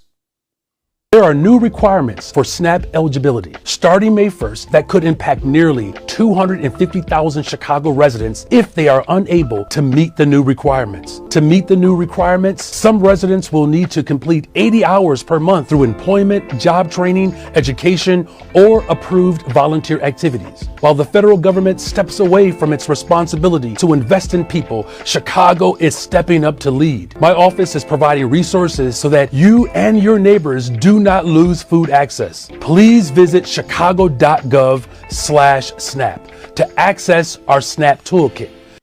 So yeah, if you want to keep on just being the big bad, eating whatever you want to eat, you can access their SNAP toolkit, and then that will help you get to where you want to be. I think the federal government had the right idea to reduce some of these benefits because there's a lot of waste, fraud, and abuse. You got illegal aliens getting it. You got all kind of stuff going on. So I think it's a good idea for these things to be reduced. Some of us need them, yes, of course. But when we're talking about need, do we need ice cream every day? Do we need soda pop every day? Do we really need that? Or do we need some core staples to help nourish our bodies as we continue on living? Like, what's really going on? All right. But anyway, that was Brandon Johnson. Now let's keep on going here. Okay. So there's a new documentary coming out about Tampon Tim Waltz and how he destroyed Minnesota. Okay. What's it called? Tim Walz is Minnesota Mal. Hey, and I don't know what it is about Minnesota, man. They've had a lot of bad luck. The leaders out there are not very good. Tampon Tim, not good. Jacob Fry out there in Minneapolis, he's terrible. I mean, it's a mess. They're importing the worst kind of Africans you could possibly imagine, who do nothing but just steal. It's just a mess, man. Minnesota sucks. Incompetent leaders. The people is not really a good mix. It's cold. If you live in Minnesota, shout out to you. God bless you. But you know I'm telling the truth. Just like Californians. There's a lot of great Californians out there, but you got some bad people who are coming in just doing whatever they want to do. But let's watch this. Governor Tim Walz. Tim Walz. Governor Tim Walz. Tim Walz. Tim Walz. Tim Walz. Governor Tim Walz of the great state of Minnesota. I lived in China. I've been there about 30 times. Tim was snapping up dozens of copies of Mao's Little Red Book. It's not just a political treatise. It's the daily devotional of the Chinese Communist Party. The inscription on the inside is, Mao's words bring us joy. She's bringing us a politics of joy. They're trying to steal the joy from this country, bringing back the joy. You said earlier that ICE agents were a modern-day Gestapo. Would you like to recant that statement? When I said President Trump was using them as his modern-day Gestapo. Donald Trump's modern-day Gestapo is scooping folks up off the streets. Many of us grew up reading that story of Anne Frank. Somebody's going to write that children's story about Minnesota. For communism to work, you have to erase the country's identity and history, and that's what Mao did. Tim Walz is doing it here. Governor Tim Walz signed an executive order providing legal protection to those who come to Minnesota for gender-affirming health care. Our children tell us who they are. You live through every parent's worst nightmare. Some of the loudest voices are advocating for blame and hatred and even violence toward those who don't agree. You the shit out of him now. Don't ever shy away from our progressive values. One person's socialism is another person's neighborliness. A massive fraud scandal is gaining national attention. Stealing more than $1 billion. $1 billion. More than $1 billion. I can't speak to it, but are you going to take responsibility for this? I take responsibility for COVID. I take responsibility for George Floyd. I take responsibility for balancing the budgets. Today, Governor Tim Walz announced the largest round of restrictions since he shut down the state last spring.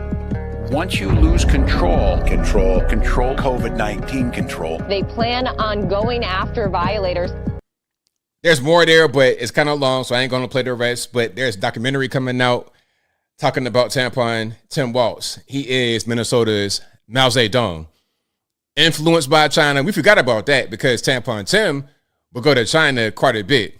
He would go there quite a bit. He picked up a lot of the communist ideology by going over there so much.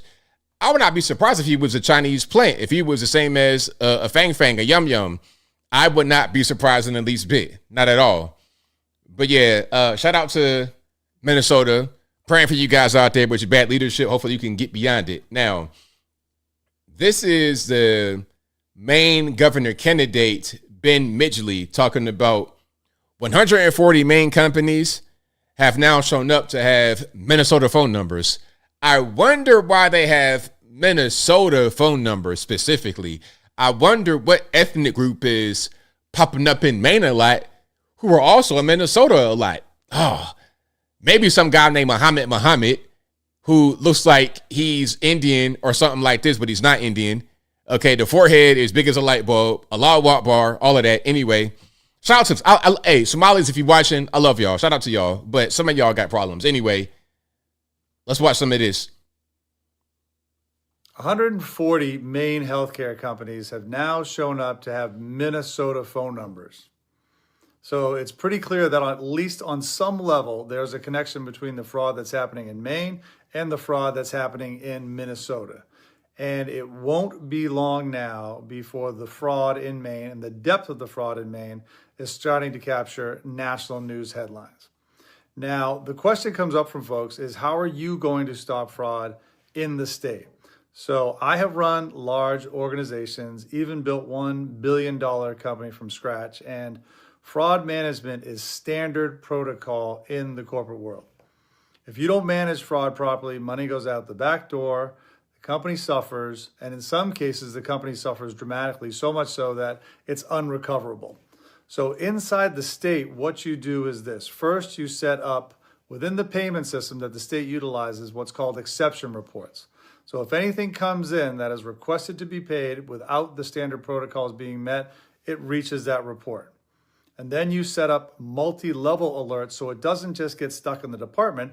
You can see how many exceptions are coming through all the way up to the governor's desk. 3, you don't allow any payments until all issues are resolved. 4, you utilize the fraud department, of which we have over 20 fraud investigators in the state, effectively and efficiently. 5, you audit everything, past payments made, payments going forward. And 6, like at the national level, you set up rewards for whistleblowers. So yeah, everybody got a problem with fraud, waste and abuse. You got it in Minnesota, you got it in Maine, California. Well, I won't say everywhere got a problem. There's problems with fraud, waste, and abuse everywhere, but some states have it much worse than others. Okay, speaking about California, so JD Vance Anti-Fraud Task Force just suspended 447 hospice centers in Los Angeles, plus 23 home health agencies because of the work that Nick Shirley, shout out to him, our honorary nephew, and many others have done to expose the waste, fraud, and abuse. And I think maybe the tip of the spear to all of this was DOGE, because they came out saying, hey, you want to get rid of the waste, fraud, and abuse. Your taxpayer money is being spent fraudulently. Let's stop that from happening. And it is now become a thing that is taking a life of its own all over the country, which is what you should be doing. Now, there are efforts to curtail the ability of the common man to expose stuff like this. I wonder why. But let's watch. The Anti-Fraud Task Force, led by Vice President J.D. Vance, has suspended 447 hospices and 23 home health agencies suspected of fraud right here in Los Angeles. The total fraud estimated at more than $600 million so far. We talked about that recently with the CMS Administrator, Dr. Mehmet Oz. The number of suspensions is roughly a 539% increase from the 70 reported by Fox News Digital at the beginning of April. All right, there we go. So shout out to JD Vance's Anti-Fraud Task Force. They say JD's he's a fraud czar. Well, if you're the fraud czar, then you off to a good start. Now, here is Nick Shirley talking about the California Assembly Bill 2624, which has been nicknamed the Stop Nick Shirley Act. Let's check it out. All right, check this out. This is a RIP headphone users. My bad. Let's start from the top. All right, check this out. This is a bit crazy. California Democrats advance Stop Nick Shirley Act to criminalize investigative journalism. So after I expose widespread fraud all across America, and quite frankly, states like Minnesota and California are just the worst at it, letting fraud take place, especially inside of immigrant communities, for instance, the Somalians in Minnesota and then the Armenians in California. And so now they're trying to silence anybody who exposes fraud inside of California. For instance, if this bill is passed, the Quality Leering Center that was in Minnesota would be protected from being exposed. That is absolutely crazy. And the crazy thing about this is the person who's proposing this bill, her name is Mia Bonta. Her husband is the Attorney General of California. And so let's say you expose fraud. This is what could happen to you inside the state of California. You could get a misdemeanor, a $10,000 fine, imprisonment, and your content forced to be deleted. That is absolutely crazy. It is time for people to either stand up or we face mass oppression from those that rule us. Right on, right on. So again, that's California Assembly Bill 2624, which has been nicknamed by us on the right the Stop Nick Shirley Act. And the bill, if it becomes law, would protect places that provide immigrant services or services for immigrants, like a hospice center, like you said, the Leering Center, or something like this. Okay, a lot of these places that have been found easy to pretend you have when you don't have it just to get the money, to scam. Okay, that's kind of what's going on. Now, why would it be criminalized to investigate? And it's two layered. First of all, if a place can say if a place says that they are being harassed by a journalist or whatever, like a Nick Shirley. So, for example, you have a Leering Center, and here comes Nick Shirley with microphone and camera asking questions.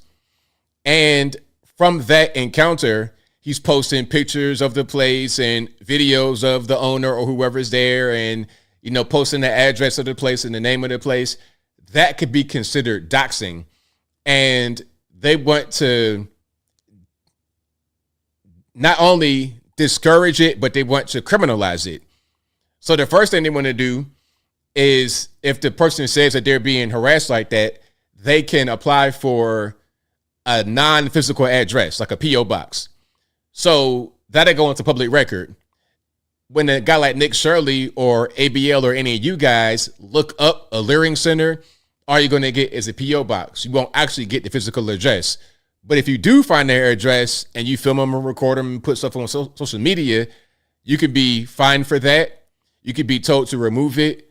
And in some cases, you could be locked up because it could be felony offense. Now, last I checked, that is a clear First Amendment violation. We have freedom of the press.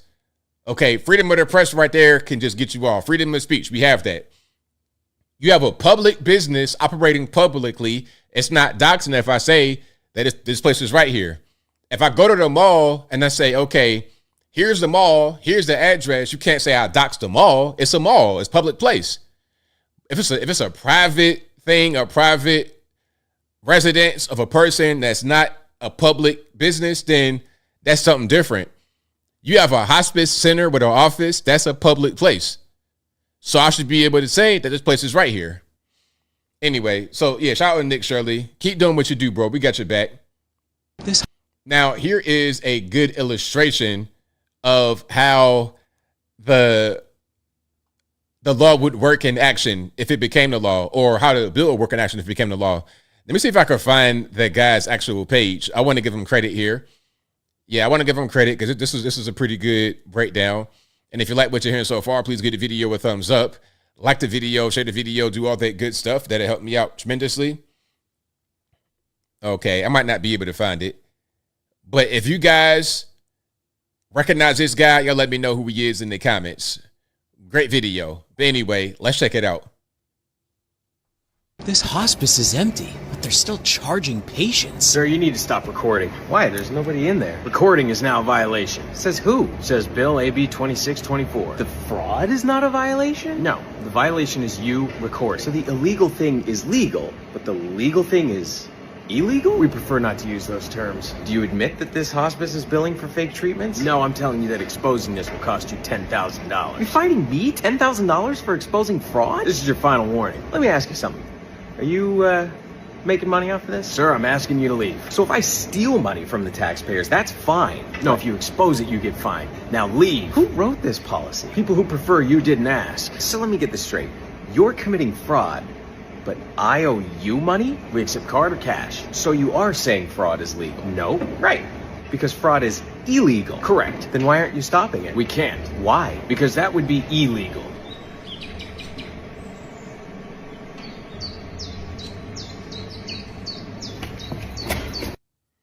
Very well done. That is exactly right. I'm getting in trouble. I'm the one who y'all calling the police on for exposing the fraud. But the fraudsters themselves are protected. The fraudsters themselves are able to they're just able to do whatever they want to do, and it's fine. I think the fraudsters are protected because they bring money into the economy. Although it's stolen money, which shouldn't really be a thing. You shouldn't be able to steal money from the federal government and have it part of your budget. Okay, if you need aid, California, Minnesota, just say that. If you need aid, Maine, just say that, rather than allowing theft to happen to build up your state's coffers. That shouldn't be what you're doing. But anyway, shout out to him. Now, speaking about taxpayer monies being wasted in California, do you know you could be an illegal alien and get a free sex change from Medi-Cal? Did you know that? Let's watch. What's your name again? Jacqueline. Jacqueline. This is the first time I live in a shelter. Yeah. A lot of Latino here, so definitely some are migrants or undocumented. I think, and me as a trans woman, Yeah. I feel safe. Were you able to get the hormones or, you know? Yeah, I did that with my doctor. So Medi-Cal, you got the breast implants? Yes. Wow, taxpayer funded. So here in California, they gave you the breast implant here? Yes. Free?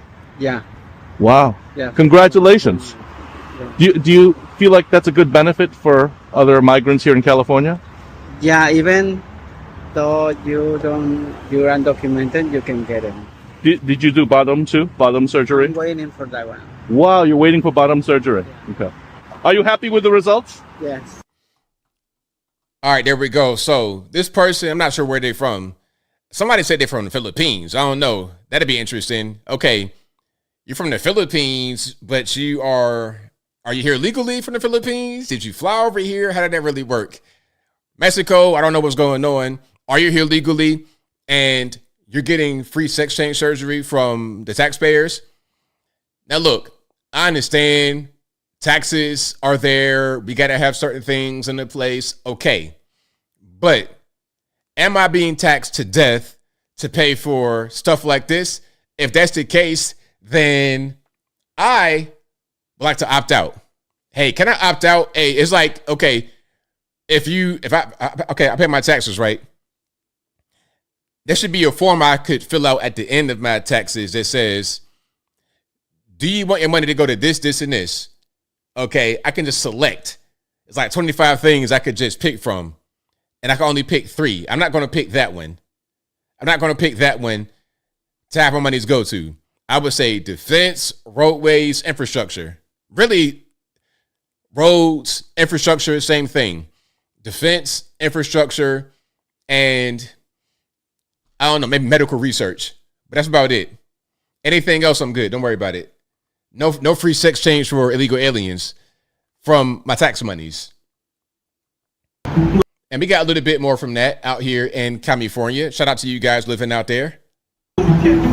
Illegal immigration is exacerbating San Francisco's homeless drug crisis. Take care, guys. Be safe out here. The shelters are packed with undocumented migrants from all over the world.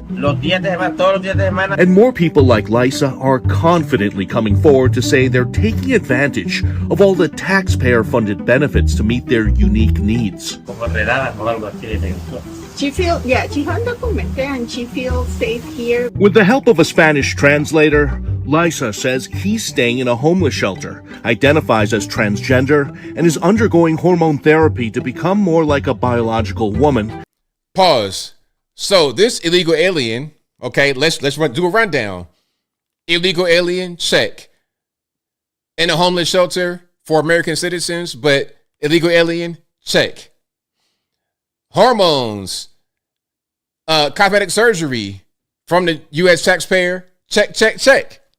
All righty. After entering the U.S. illegally from Honduras. Transgender. In this Manhattan Institute City Journal investigation, a whistleblower with access to city data on homelessness says Lisa's story is becoming more common. Universal health care for all, and regardless of your immigration status. Especially after California Governor Gavin Newsom announced he's offering full health coverage to illegals through the state's Medi-Cal program, which includes gender-affirming care. Newsom recently reversed course, but that Pandora's box is already open. Yes, they're safe here, they're welcome. We visited several other shelters across the city to see if anyone was tracking what was happening within this undocumented homeless transgender community. Undocumented homeless transgender community. What in the world? What? Hey, just throw in disabled, blind. I can't tighten my knee up all the way. My ankle don't roll all the way. Just say that. Just say all of that. See, now I know why they got so many acronyms, so many letters in the acronym. The MMM, X, Y, and Z, 1, 2, 3. Because when you say the entire thing that they got going on, it's too much. It's a mouthful. While we couldn't find statistics on the number of gender reassignment surgeries performed on homeless illegals. Were you able to get the hormones, or? Yeah, I did that with my doctor. We ran into Jacqueline, who says he received taxpayer-funded breast implants after coming over from Mexico. Mexico, okay, Mexico. Taxpayer-funded, free. Yeah. He's now waiting for bottom surgery. Yeah. Okay, that's quite enough. That is quite enough, okay? That is quite enough. Bottom surgery. Why are these words they use so juvenile sounding? Top surgery, bottom surgery. There's not a better way to say that. There's not a better way to say that. You can't just say breast augmentation. It's weird. Anyway, let's keep on going. Now, this woman is living in Santa Monica, and she's a nurse practitioner. Make quite a bit of money, but is it enough for Santa Monica? I don't know. Hey, let me time to relocate. But let's watch. So why am I leaving such a beautiful place like California, especially Santa Monica, which is where I currently live? I grew up here and I love California.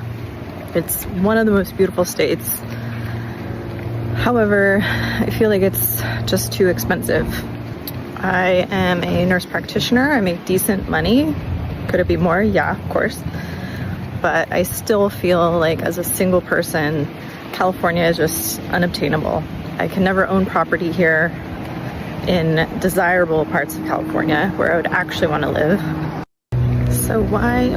Yeah, I mean, hey, that's what it is. You want to be in Santa Monica. You want to be like in the really, really nice spots. It's going to cost you an arm and a leg and the firstborn child. And the thing about it is, people are paying it. People are most certainly paying it. Now, the problem is when you don't live in the best areas, the areas you live in that are not going to be super fantastic. It's a really big class stratification. The nice areas that cost you all to see in China are going to be great. But the areas that are like for a regular person who is not Bill Gates, Elon Musk, it ain't going to be all that. And you're in California and it's fantastic, but you're going to work very hard. And where you live may not be up to the standard you can get in another place. So it might be time to relocate either out of the state or to a different part of California that is more affordable. So good luck with that. Yeah, other parts of California are nice and not so pricey. So Dan B, give me, for the audience, Dan, give me some places in California that are nice and that are not as expensive. And if you know, give me like average rent price or like what you would make. Like, I don't know, give me some point of reference to see just how affordable it is, if you could. Okay, now, this is going to be California Democrat Antonio Villagrosa talking about, the reason why it's expensive in California is because of the Democrats. The Democrats are the reason why California is expensive. It's unaffordable. We have the highest gas prices in the United States of America. We have the highest utility costs in the continental United States and the highest home prices. It happened under our watch. I'm the only candidate willing to say that. This wasn't because of Donald Trump. This was because of policies that we created that have made it impossible for people to afford this state. This state's unaffordable. All right, there we go. So, I mean, he got it. I mean, one obvious thing to point to is the gas, because the environmentalist tree huggers want a certain kind of gas, and then they got tax on top. So that makes it sometimes double what a gallon of gas would cost elsewhere. Sometimes more than double. Now, here is Tom Steyer. Tom Steyer is leading the race to become California's governor now that Eric Swalwell got himself thrown out of the party, basically. Now, some said it was going to be Katie Porter leading the pack, but no, I think Tom Steyer is still in the lead. AI is definitely a gigantic opportunity for the state of California. The state of California is the majority of AI business building in the world. So that is a great thing for us. And it can do some amazing things, including about medicine and teaching. It's also a threat to millions of jobs. I'm the only person running for governor who has an AI policy, who is talking about how we will both play offense and get as much out of this in a fair way for the people of California as possible. So what does that mean, really? You talking about AI jobs in tech, like developing AI, or are we talking about data centers? You know, I think that's definitely going to be a thing that's coming. Now, the problem with AI data centers, if that's what he could be referring to in California, is the water consumption. You're going to be fighting with the farms. That's probably already been going on in California. Data centers squabbling with farm owners for water, because you got to have the water to be able to grow the food.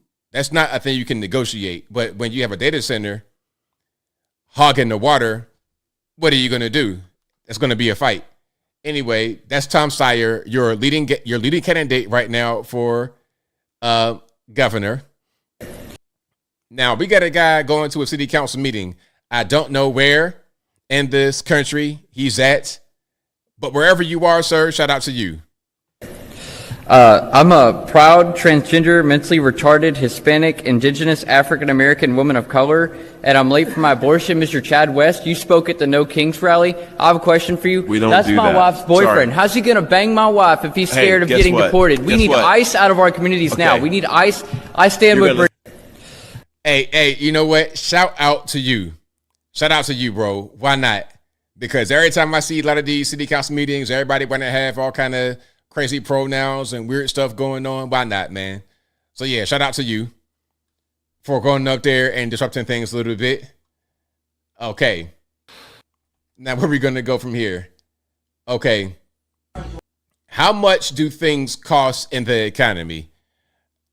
This person was asking their dad how much he thinks things cost. And I think maybe the objective was to show that people are out of touch. I'm not quite sure that is the conclusion that I would reach, but let's just watch it. If I was going to the movies, how much money would you give me? Well, I know that it's expensive. Probably for you, if it's on Tuesday, because it's 2 for Tuesday, you could probably get a deal for like $5. I would say. With popcorn, and then $5. with popcorn, probably add another 3. So all in about 8. Now, okay, so the movies, last time I went that I can remember, I'm thinking like $20. That's the numbers in my head. It was like $20. Yeah, and you getting popcorn and all of that. But if you get popcorn and let's say 2 movie tickets, you get 2 tickets and popcorn and $50. Easy. Now, if you've been lately, how much is it for 2 tickets and a popcorn? Maybe a soda pop, y'all share or something like that. A drink, a 20-ounce fountain drink or something like this. Okay, how much would that be? About $50, I would say. Yeah, I would say right around that for sure. Matinee also expensive, absolutely. $20 drink, good grief. $20 for a drink. Hey, I think I went to the movies one time recently. I got a pack of candy. That pack of candy was $8. I was like, nah, I'm going to smuggle candy in here next time. If you're watching AMC, I'm sorry. But next time I go to the movies, I'm going to the little quick trip and I'm getting the pack of Starburst. I'm putting them right in my front pocket. It is what it is. Okay, it is what it is. Okay, Man of the Face says, for a matinee in NorCal, I spent $54 for tickets and popcorn and 2 sodas. Wow. So that's 2 tickets, 1 popcorn and 2. That's about right, $54. Yep. That's about right. $16 large soda. That's out of this world. Backpack. Yeah, I put it in my backpack. Now, if I have a backpack in the movie theater, it's like I'm going to carry a bomb or something like this. Okay. And yes, I will eat candy on occasion, on the rare occasion. I'm the kind of guy that would chew dentine gum on GP. Sugar-free dentine gum. I'm that guy. So on a rare occasion, on a blue moon, I'll get a pack of Starburst. Like if I go to a movie, which is rare. Yeah, normally I don't do that. Go to the ballparks, $12 for a hot dog. That's out of this world. Okay. Now, speaking about monies, what is a living wage and do you deserve it? Since some people don't know what a living wage means, apparently, I'd like to know what you can purchase with 1 hour of your labor. I'll go first. I am a registered nurse, and with 1 hour of my labor, I can purchase a 42 pack of pads that may or may not infuse microplastics into my body, and a 50 tab bottle of naproxen. So that's on the period tax as well. Okay, now let's talk about it. That's just for 1 hour. How many hours do you work in the week? What, 40? Okay, so at a certain point, you're not buying that one item or those two items every single day. You're probably buying it like, what, once a month? Maybe not even that much. Once a month, I would suppose. So you got 40 hours to work in a week and what, 160 in a month? So when you combine all your hours worked, how much do you have at the end of the day? Don't just judge what you make based upon your 1 hour wage. Look at the collective of all the hours you got together at the end of the day. How much do you make? What are your expenses? Like where you live, what you got going on with your personal life. That's what I would say. It's hard to, you can't really say what a living wage is because everybody got different situations. What you may have going on is different than me. You see, I don't pay for these cool haircuts like you got. I don't pay for the cool bowl haircut. Maybe you didn't either, but maybe you went to a salon and said, yo, give me the dentist menace on GP and hook it up. And they said, okay, we got you. But me, I don't do that. I cut my hair at home. Bottom line is, what are your expenses? What do you actually have going on in your life that requires you to spend X amount of dollars? That'd be my question. But yeah, shout out to her. Hey, you're a nurse. You got the right idea. You on the right path. But you just got to spend your money wisely and you'll be just fine in my humble opinion. Yeah, Now, this is Palmer Luckey, Silicon Valley guy. Hold on. Let me just make sure I'm saying the right thing here. Let me make sure I'm saying the right thing here. Y'all give me 1 second. Yeah, Palmer Luckey. And he is an entrepreneur and inventor. He designed the Oculus Rift and the Oculus VR. Now, if you don't know what that is, it's like the VR headset that I think, does Facebook have that? I'm not really sure. Or Meta. Anyway, he designed that. Here he is talking about what young tech guys should be focused on rather than focusing on the same old thing that's been around for a long time, the easy kind of sexy stuff.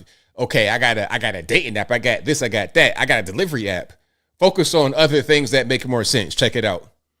Yeah, there's a lot of companies that shouldn't have existed. They never should have been funded. All that money went to paying people to do things that were a waste of time. I know lots of young founders who were working on crypto art nonsense and a 5th delivery app or a 10th delivery app. And now that money has become harder to come by, you know what they're working on? They're working on energy. They're working on national security. They're working on transportation. And I think that I see people working on real problems because the market forced them to. And that's a good thing in my opinion. So it's time to build? Yeah, there's a lot. Hey, I agree with that 100%. I agree with that 100% because check it out. Ultimately, you may want to do things that look glamorous, that look, fancy from the outside. You can put it on your Instagram. Look at my brand new app. I made this. Okay, Art Cart Go. I got a brand new delivery app with the drone and everything else. It's like, okay, but everybody does that. What are you going to do that's different? You have to actually find a problem and solve the problem. Place yourself into a market that needs you to be there. Don't get into a saturated market. If you know that everybody does a particular thing, why try to do that? Why just do something else? Don't go for the easiest thing, the simplest thing that is done by a lot of people. Try to find a different way to branch out there and make your own lane for yourself, or get into a high demand field. People always tell me all the time, they say, ABL, I want to be an influencer. How can I do that? I want to do X, Y, and Z. It's like, okay, you can do that, but everybody does that. What makes you different? What makes you unique? How do you stand out? How do you stand out beyond everybody else? Why would I want to go watch your videos? Same thing with somebody in tech or the skill. Okay, why are your skills necessary to complete this task? Why is your idea a thing that actually work? If you're getting into a high demand area, like you said, energy, security, things like that, you're going to be in a high demand because that's a place where they need people to work. Just like plumbers and electricians. They say they need 500,000 electricians in 10 years. They need 80,000 electricians right now. But in 10 years, they're going to need 500,000. So if you're a young guy trying to figure out, okay, what am I going to do in the future? Okay, are you good with your hands? You want to go to school for a little while? Learn a trade? Okay, cool. Go ahead and do that. Why not? That's what I would say. Now, this is a great clip. I'm not sure when it was recorded, but this is a great clip from civil rights leader Clarence Henderson. If America is so racist, if you hate it so much, then why is everybody in the world dying to come here, but nobody is dying to leave? America's so racist, why are people dying to come here, but nobody's dying to leave?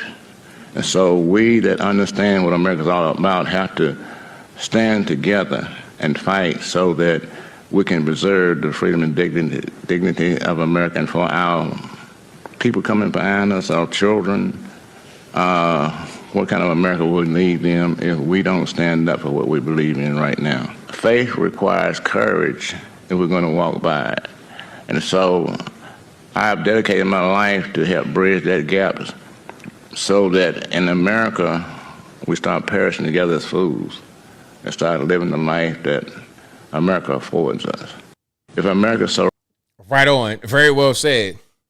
And I always ask the same question. I've been asking this question for years. If America is so racist, if we're so bad, then why does everybody want to come here? What they'll say sometimes that they want to answer and be funny.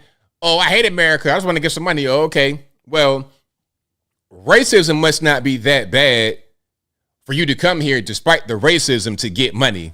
Okay. Now, if I truly believe the place was racist and they treat people like trash, I wouldn't be going over there entertaining them. And if I am, how can I complain? How can I complain about a place I want to get into? I'm dying to get into. How can I complain? And you know what? If you want to complain, there go the door right there. You're not trapped here. It's in North Korea. You can leave if it's like that. If it ain't that bad, just shut your mouth. That's what I would say. So yeah, shout out to everybody who understands that America is a great place to be. Shout out to everybody who understands that America is a fantastic place to be, the best country in the world, and we're going to be that for a very long time. All right. Now, let's keep on going here. I'm going to show this last piece. This traffic stop, and I may do a video on this because I just want to show this is what you don't do during a traffic stop. Now, let me just set it up. Okay. What we have is the rapper T.I., his son, King Harris. If you don't know who that is, it doesn't matter. Let's just follow what I'm saying. So this is in Gwinnett County near Atlanta, Georgia. And Gwinnett, you can't be doing stuff like that out there in Gwinnett. This ain't Fulton County where you can kind of get away with the stupid stuff a little bit more than you can in Gwinnett or Cobb. You don't want to be out there doing that. Really, you shouldn't be doing what he was doing anywhere. What he was doing was going at least 70 in the 45. You're dead wrong. Once they flash some lights on you, you got to pull over and just be cool. Okay? You got to be accepting of your responsibility. You got to assume accountability in that moment and say that you were wrong and admit that. But anyway, so the driver, again, this is the rapper's son named King. He's 21 years old. He's an adult. He's speeding, going 70 plus in a 45. He has a gun on the dashboard. He does not have his license. He has a picture of it or something like this, but no license on him, and the car's not his. This is a Tesla Cybertruck. It looks rusty. That's a wrap on it, I believe. Some kind of cosmetic upgrade, making it look rusty. I don't know why, but that's the context. Let's watch. Hi, good evening. My name is Officer Lopez of the Gwinnett County Police Department. The reason I'm pulling you over is you're doing over 70 miles an hour in a 45. I didn't know. You didn't know? I got you. You got your driver's license on you? All right. Are you the registered owner of the vehicle? Okay. Do you have a photo or anything like that of your driver's license? Yeah. All right. Got you. All right. So, do you mind stepping out and we're going to talk right here real quick, back here? About what? You need to step out of the vehicle. Step out for what? So there's a firearm in this vehicle. You're already speeding. You don't have anything on you. I'm separating you from the firearm. Right there. All right. Are you going to get out of the car or not? I don't tell me why. I already told you why. You didn't Pennsylvania tell me versus Mims. Are you getting out or not? Supreme Court case law. Are you getting out or not? Now, the cop has been so cooperative. The cop has been very professional the whole time. He's telling them, look, you were going 70 plus in the 45. You have a gun right there on the dashboard. You don't have a license on you. The car's not yours. And ultimately, Pennsylvania versus Mims, the Supreme Court law. The Supreme Court law says that a cop can pull you out of the car for any reason. It was updated in the 90s, 1996, I believe. And it says a cop can tell anybody in the car to get out for any reason. That's the law. So to all these sovereign citizens and guys that want to try to become lawyers on the side of the road, the cop can order you to get out the car. It is Supreme Court law. Pennsylvania versus Mims is right there. He gave you the case law. He told you why you pulled over and why you gotta get out the car, and you're refusing to do it. And by the way, he is wearing a Pikachu onesie at 21 years old, like he's 5 years old. Anyway. I don't know what it is. All right. You need to get out of the car. You're not telling me If you do why. not get out of the car, you'll be. This is a young man. This is a man. Okay, rich kid, sport rich kid. I can do whatever I want to do. You can tell me get out of the car. You're arrested for obstruction. You're going to arrest me for obstruction? Yes, if you do not get out of the car. I don't know why. I don't feel safe. All right, if you do not get out of the car, you will be arrested for obstruction. I don't feel safe. If you do not get out of the car, you'll be arrested for You're not obstruction. telling me a valid reason why I need That's to get out a of the car. perfectly valid reason. Like, Google it if you want to. It's not going to end well for you. Let me call my lawyer, man. You have that right, but you're not even under arrest right now. You're still just detained. Stay in my car. No, you don't. Yeah, I do. Get out of the car. Hey, Quinn. So I'm pulled over right now, and they telling me I got to get out the car for what reason? Because we're going to have a conversation back at the back of the They car. want to have a conversation. You need to get out of the with me in car. back. Doesn't matter I'm why. doing it. I'm not getting out the car because you want to have a... No, I'm not getting out the car. Okay. All right. So All right. So at this time, you are under arrest. You are not free to leave. You are under arrest. I'm not under arrest. You are under arrest. I'm informing you that you are under arrest. I'm under arrest for And- what? Yes. Hold on, my lawyer calling. Okay, you know what? I'm gonna pause right here. I might do like a full reaction to this, but it's kind of a long video. I'm gonna pause right here. Now, let's just okay, you're doing everything wrong, bro. First of all, you were speeding. You were going 70 plus in the 45. You were speeding and you know it. So once they pull you over, you need to be apologetic and cooperative. Have all your stuff ready, license, registration for insurance. Have all that ready and give it to them. Calling your lawyer and trying to negotiate and trying to buck on them, it just doesn't make any sense because all it was speeding. Now, you could say you smell weed because you do have weed in the car. You could say that. The gun is okay because it's Georgia, but having the gun right there on the dash like that could be dangerous when you're not being cooperative. So it's like, okay, come on, let's get out the car and let's do it that way. You want to call people, bro, give him the license, registration, and proof of insurance and let him go back to the car. You get a ticket or a warning and you got money, right? You have a rusty Cybertruck. You paid some money, or your dad probably gave you this car and paid money to put the rust on it. So what are you doing? Now, I'm going to kind of fast forward. I'm going to do a full reaction, but you can see the Pokemon tail. Okay? The Pikachu. Oh, you see that right there? I was not making this up. Hold on. Just so we understand what he has going. He's 21 years old and he's dressed. Hold on. Let me see if I can find. Yeah, he's wearing hold on. I got it right here. Hold up. He's wearing. I'm gonna give you the picture right quick. Give me 1 second. He's wearing this. He's wearing this like in real life. For what? I don't know. But anyway. 7050. Alright, now hang my phone up and lock my phone. Alright? Hang my phone up and lock my shit. How long will it be for you to get here? Hang it up and lock it. Hang it up and lock it. Hang it up and lock it. So now he's in the police car. And he called his dad and everybody. Here go the dad. Here go the rapper, T.I. Yes, sir. Hey, how's it going? Yeah, my son detained. Yes, sir. He's currently under arrest for obstruction. Okay. As well as a variety of other traffic charges. Yeah, he was caught doing 70 in a 45. He was instructed to step out of the vehicle because there was a firearm on the dashboard, and we wanted to separate him from that, and he refused. Did he express his fear for safety? We got to be safe too. He's right there with John. Right? Understood. Yeah, I don't know. Okay. So there's absolutely no way to resolve this. No, he was told multiple times that he needed to get out of the vehicle. He was even told that, according to Supreme Court case law, he is required to exit a vehicle when he is requested to do so by a law enforcement officer. Pennsylvania versus Memph. He stated that he doesn't have to, he doesn't want to. He was informed that he is under arrest at this time. He's still continuing to refuse to exit the vehicle. And it wasn't until his lawyer called him back and said, "You need to get out of the car right now." That he got out of the car and was placed under arrest. Now look, I wish I would be 21 years old calling my dad for a traffic stop, for a traffic violation. He'd be like, "Boy, what are you calling me for? Why are you calling me?" That's what he would say. My name was never Anthony. "Boy, why are you calling me?" My mom would say the same thing. "Why are you calling me? You know how to handle a traffic stop." Like, just giving information and that's it. Getting locked up for that, you're stupid. You're a complete moron. So the moral of the story is, I don't care if you're famous, not famous, rich, not rich, just do right. Now, some are going to say that he was in the right. He was protecting his life. Nobody was in danger of nothing. Just give over the information that everybody got to do. Y'all get pulled over. Just do what everybody got to do. It's part of your social contract that you sign when you living in this United States of America in a civilized place. You want to do whatever you want to do, drive crazy all over the road, then go to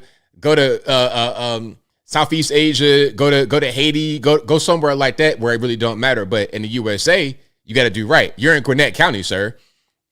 You're in Gwinnett. Like, what are you doing? Anyway, if you like what you're hearing so far, please give the video a thumbs up. Like the video, share the video, do all that good stuff. That'll help me out tremendously. Who's T.I.? It don't even matter. The moral of the story is, let's cooperate in society. I would never. Like I said before, I got pulled over recently. I got all myself right there. As soon as he come up to the car, it's so easy. It's like nobody would have a problem with me at all on the side of the road. It's going to be all good. All sunshines and rainbows. Okay. Hold on. Memu says he's under detention, not locked up. I'm not understanding what you mean. Now, hold on. Is there anyone in the chat who thinks that I'm wrong about my assertion of my assessment of this video? That the guy should just give over the information, license, but he didn't have a license though. He had no license on him. The car was not his. He's speeding. He had weed, guns on the dashboard. You're not complying. What argument is there for this guy to be in the right at all? You only got to go to court, Kermanian. You only got to go to court. Just give him your license and take the ticket. What are you fighting? That you were going 70 into 45? You were speeding. A speeding ticket. And really, like I said, if you cool and cooperative, you might have got a warning. But since you weren't, now you got locked up. Stupid. Anyway, I'm going to do a full video on that, and I'll put it out at a different time. But let's keep rocking and rolling. We got some super chats, I believe. Do I have any here? And then we got calls on deck. Super chats and calls. The number to call, 706, perfect time, 706-406-3287. Again, 706-406-3287 is the number to call. And the number will always be in the description and the ticker below me. But first things first, to get super chats, thank you to Black Lake 31B, who says right on time. Shell Black, shout out to you, Shell, from the Instagrams. Thank you for joining on the YouTubes. Thank you to Trippy88, who says keep it up with the working out emoji. Thank you for that. I appreciate you. Thank you to Mauricio91 who says Democrats care about doxing now. Exactly. They don't care about that at all. Thank you to Marta Allen who says America is still recovering from Biden and COVID. Yes.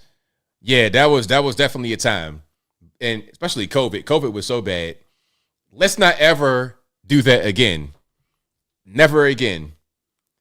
That was a complete mess. It really was. Wildlife is Rough says, as parents, you're supposed to parent your kids. Why don't you do that? You talking about T.I. or who? Yeah, once you're 21 years old, you're an adult though. Like I said before, when I was like 14, 15, I was already pretty much an adult. If you're 21 years old calling your dad because you got pulled over, you're being babied. You've not grown up. You are like a child still. And the evidence he's like a child is not caring about laws, not having license on you, irresponsible, wearing a Pikachu onesie like you're, like you about to go trick or treating or something like this. 21 years old, the permanent toddler mentality as an adult. That's not very good. Yeah, some did get rich off COVID, of course. Some did get rich, but some got rich from the crack trade too. Unfortunately, that's just kind of what happens when bad things happen. Some can benefit from the bad thing that happens. Really, really unfortunate. NKM says, yeah, but 21 years old who were raised right wouldn't be acting that way. Exactly. Correct. Exactly. Okay. Let me see. Savannah Hernandez.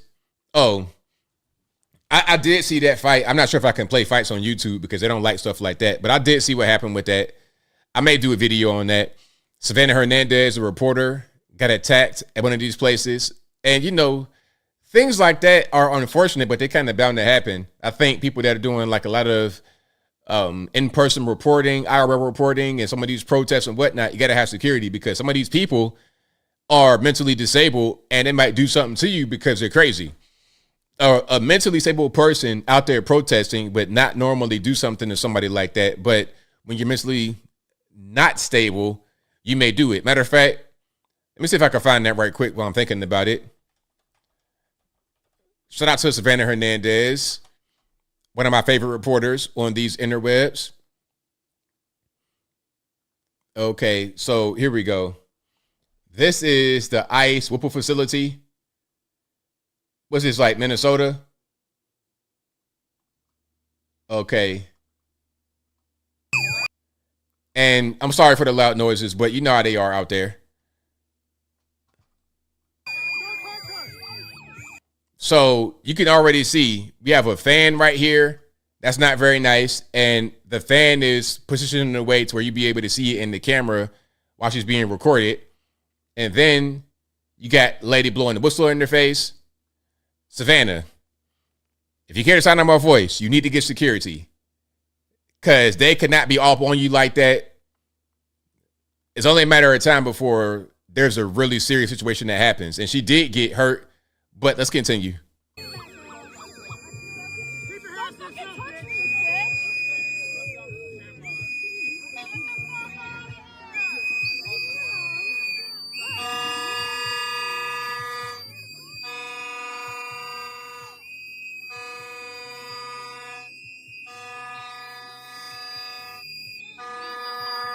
Vuvuzela, really? Is that what we got going on? You guys out there have, I mean, like I said, you're mentally disabled.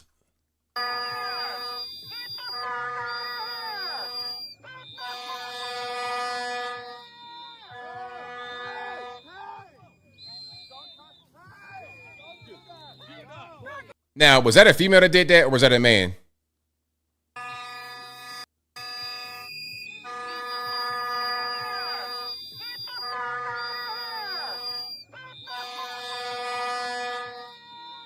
I think it's the same whistle person. Yeah, it's the same woman.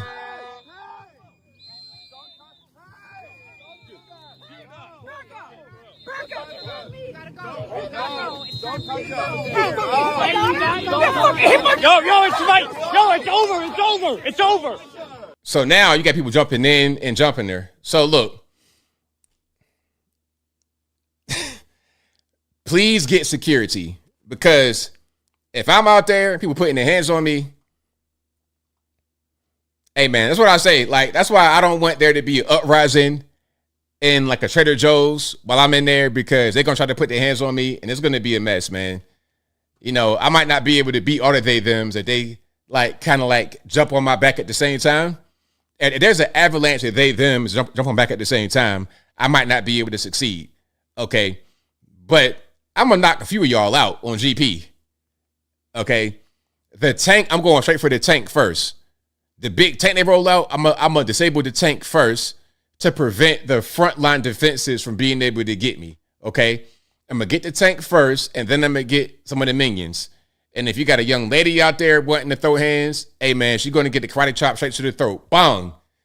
And hey, I gotta defend myself. So it is what it is. It is what it is. But yeah, Savannah, please be safe out there. Hire some security. That's not what you really want to do. I think there's another one here. Okay, and we've seen some of these people's eyes. Look at my man right here. Crazy. These crazy eyes. I'm already, at this point, I gotta have a gun or something like that. But I'd rather not be in that situation at all. It's just too dangerous. So there go the other angle.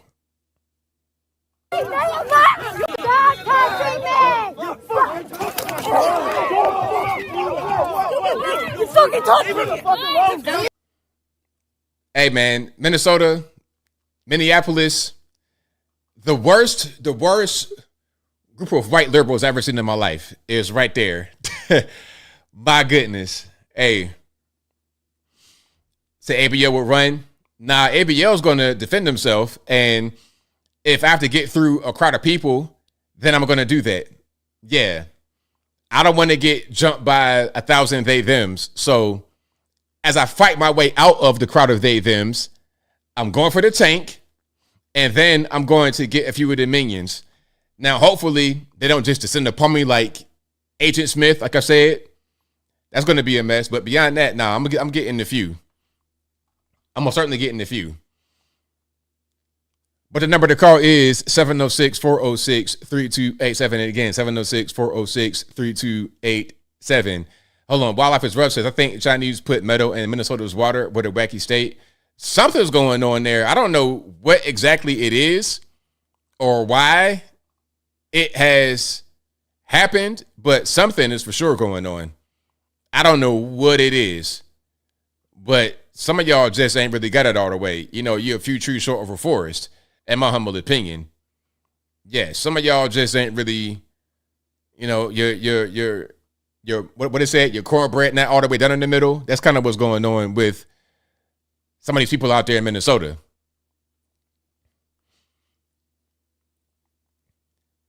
That's why the Proud Boys did their thing, yeah. And shout out to the Proud Boys. I think there was a big pardoning of the Proud Boys by Trump. 209, you're on the line. Who am I speaking to? Hey, how you doing? It's Tony from California. I'm right, man. What's going on? Nothing much. I was watching a video with you now with Savannah Hernandez. Yeah. I was watching Officer Tatum last night. He said that he's going to give us security help, and they was taking donations for her also. Very good, because she needs it. Because being out there like that, yeah, that's very dangerous for any one person, but especially a woman. Very dangerous. Yes, it is. That's why she left Alex Jones on InfoWars, because he told her to get some security. Don't go out there by yourself. And she would go out by herself. He said, okay, I'm not going to, but they left on good terms, though. Sometimes she come back to the show. Oh, okay. But they left on good terms. But she do need security. Yes, absolutely. And on that video, you see the man, a big grown man pushed her down from behind also. Yeah, that was crazy. It's like you're gonna sucker punch her, basically, sucker push her on the ground.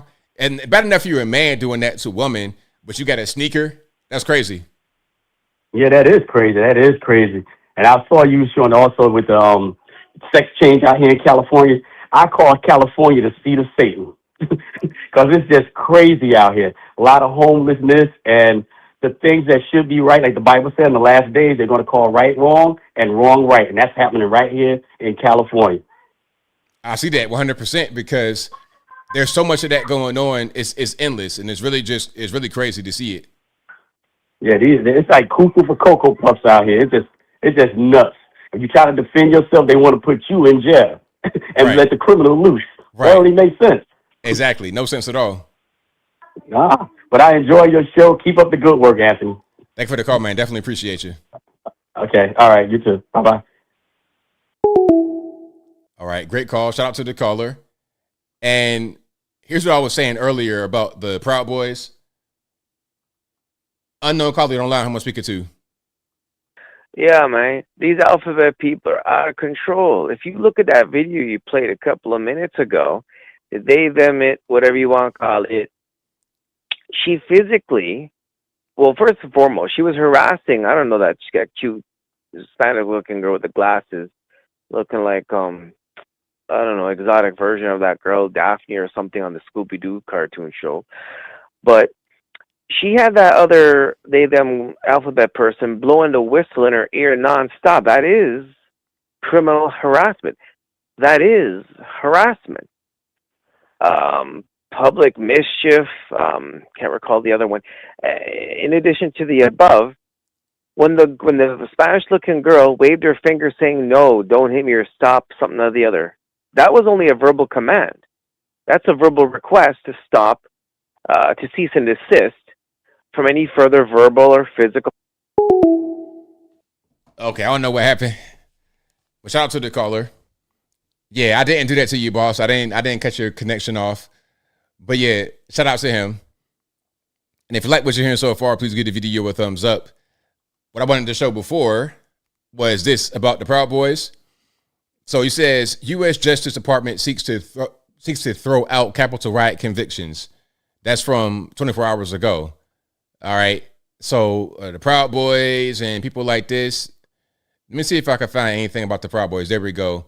So although President Trump has issued more than 1,000 pardons for those convicted for the role in the Capitol riots, he opted to commute the sentences of a dozen members of the Proud Boys and Oath Keepers. That meant they could be released from prison, but the convictions remain on the record. The USA has determined in its prosecutorial direction that the dismissal of the criminal case in the interest of its justice, et cetera, et cetera. Okay. So, but there we go right there. Proud Boys, Oath Keepers, pardoned by Trump, 2025. Okay. So yeah, let's go to the next call. Okay, maybe I was a little bit too late to the trigger on that one. All right. Brian, what you want some attention, bro? But what's going on? You just saying trolling things to get some attention? 4AO, you're the line. Who am I speaking to? Hey, ABL, it's Lori. All righty, what's going on? Not much. I'm watching your show, and I can't believe how the young man, T.I.'s son. Yes. I can't believe how he was behaving. I don't know what's coming of these young people. I don't know what's happening with them. They're gone. And then the woman that was accosted in the crowd, and they had the whistles. Yes. Yeah. What was that all about? That's crazy. Hey, people are crazy. You know, that's a lot of these ICE protesters. They're nuts. Yeah, they're really sick. Okay, that's all I wanted to say. I'm surprised I got through. Love your show. I'll keep watching. Thank you for the call. Definitely appreciate you. Yep, take care. Bye. All right. Shout out to the caller. Most certainly appreciate it. Yeah, I think I'm going to do a video about that traffic stop thing. I don't understand how people in 2026 don't understand how to have a proper traffic stop. I don't really get it. 504 line, who am I speaking to? Hey, ABL, it's Alien Spaceship. Alien Spaceship, what's happening? Hey, shout out to you in chat, and I'm enjoying your show. So recently I've been doing my lives about in my garden, and a lot of times at night, and it looks kind of spooky, and there's all kinds of different plants in it. And a lot of people around the world have been telling me about their different experiences with cryptids and aliens and stuff like that, because that's, part of the topics that I cover, and also other things like politics and things like that too. So it has been, that has been very interesting. Oh, definitely. Absolutely. Very, very interesting topic that I hope we get a lot more info on as time progresses. Yeah, yeah. And I believe in time we'll see a truth come out. And I am appreciating the coverage that you're doing about what's going on with the country and the stuff that these protesters. The thing about the protesters is that they're getting a mob mentality, and the founding fathers they didn't want that to happen. Like there's not the Russian Revolution, the French Revolution that happened, and they weren't really into that. What was going on over there? They want it to be like a republic, because if you have a mob rule, they're going to completely discard the rights and liberty of the individual. Oh, absolutely. And you can't have that going on. Not in America, especially where the whole thing is about freedom. Yeah. And a lot of times these people over the opponents, they will want people to be disarmed and not defend themselves. They want people to not have police, and they will call people racist and all kinds of things for wanting basic things like that. But in reality is they simply want to have an easy target to implement their crazy ideologies, I think, and they're using a lot of gaslighting and manipulation. Oh, of course. That's always like the play. And they do that way because they can't get it directly. They got to go kind of around and try to find shortcuts to their destination. Right. And like everyone else, it would be good to have a world peace. But I do think that a lot of times people on the other side want to support different countries that don't necessarily align with our republic values. Absolutely. Yeah. So, yeah. And what I've seen is that people are coming around to understand that a lot of the stuff that they're being told by the people on the political opposition is not, completely correct, because they'll be in a situation that they disagree slightly with somebody and they're on the same side, and it's just they're so far left that anything that sounds like common sense sounds like something bad to them, and they just keep on pushing more and more people farther away. It's good for us because more people could see and be red pilled and see the truth, but all they're doing is pushing society towards insanity, and I think that they're eventually would lead our country to destruction. So I'm glad that people are waking up and that there needs to be guarded protection for people that are doing activism like on our side, because they're just going to be mauled by these savages. Yes, for sure. Absolutely. Because you said it perfectly, because the more they're driven to insanity, they are going to act it out. And when they see somebody like us, we're the enemy to them. So they want to act out on us. That's going to just increase the danger toward us. Right.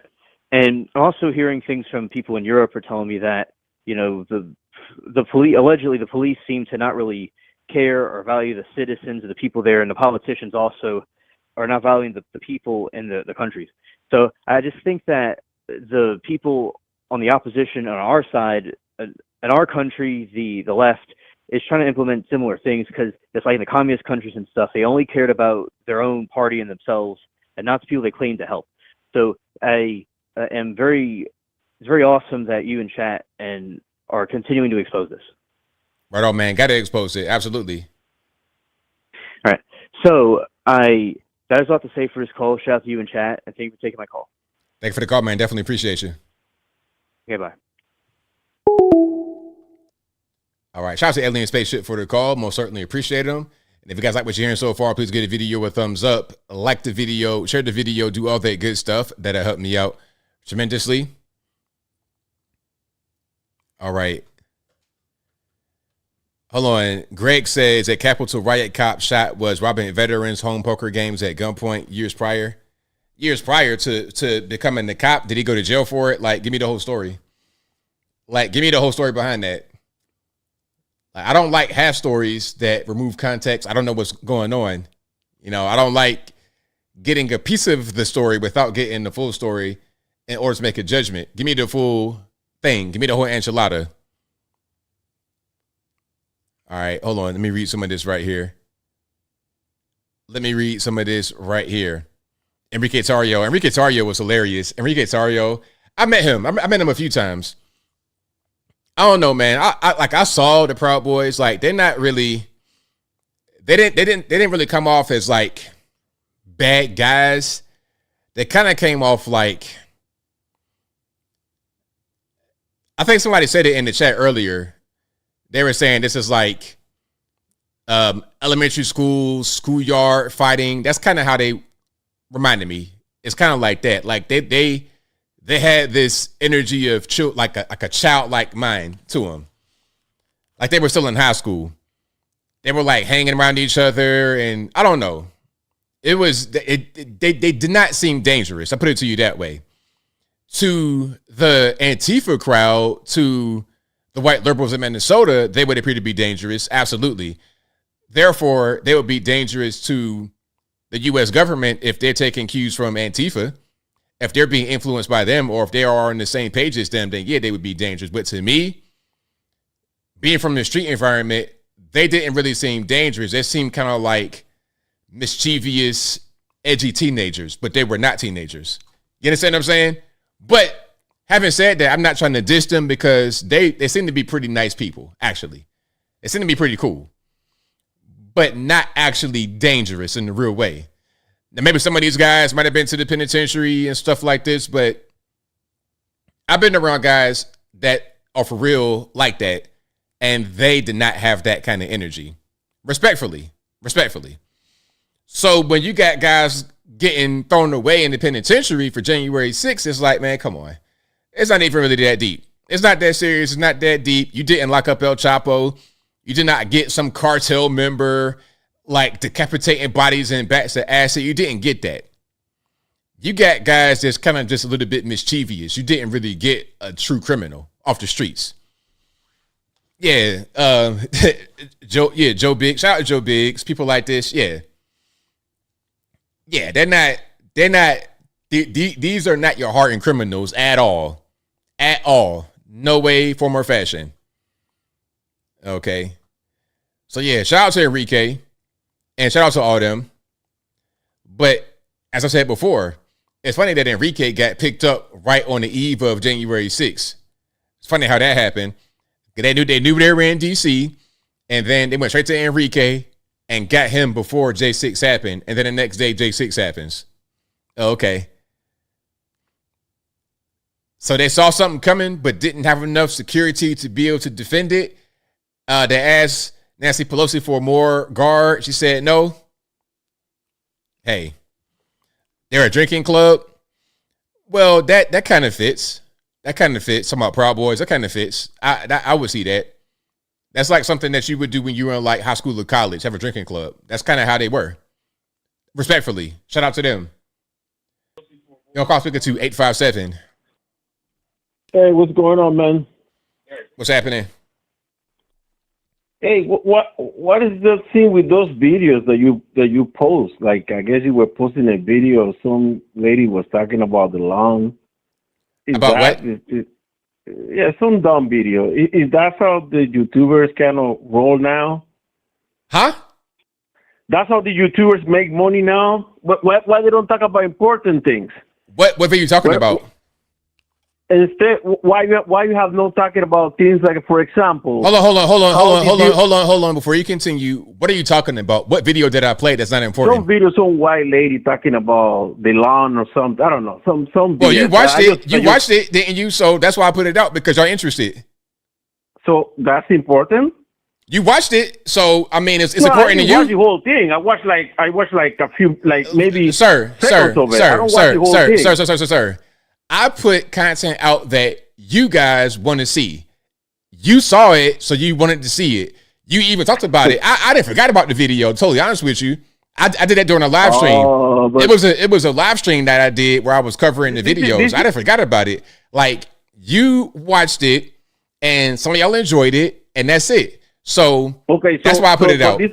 So that answers your first question. I put it out because you want to watch it. So what's your next question?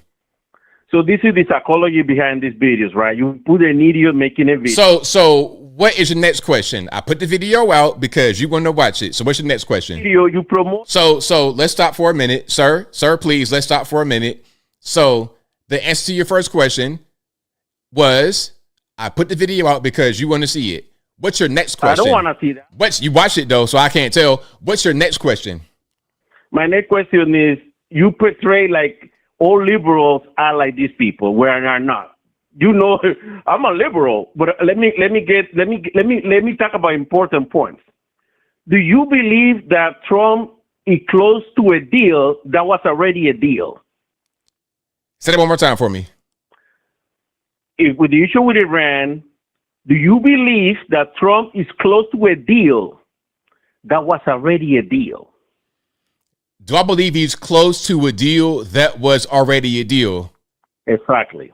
That doesn't make any sense. Your question makes no sense. Well, it makes sense. That's what I'm saying. You should be talking about this thing that's important. Let me walk you through it. When Obama decided to do the JCPOA, that was the idea that Iran won't enrich uranium for the next 15 years, only up to 2% for electricity. And that's what they're claiming, right? So now with Trump, we're doing the same exact thing. So we closing in a deal that was already a deal. Oh, okay. He pulled out of that deal. So you think so your opinion is that the deal, excuse me, I'm not done talking. Your opinion is that the deal that Trump is going to reach is the exact carbon copy of the one that Barack Obama was going to reach. Are you seeing the terms? Yeah, I mean,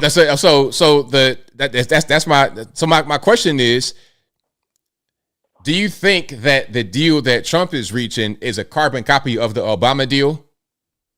It's the same exact thing. Number one. So wait a minute. So carbon copy means exactly the same. There's no changes. There's nothing. It's the exact same thing. Well, they're not going to get those changes. You can't ask Iran to dismantle their nuclear facility. No. So, I mean, you're not answering the question. Answer the question. People like you don't answer questions. That's why you retarded. So the question was, the question was, is it the exact same with no change? Yes or no? Exactly.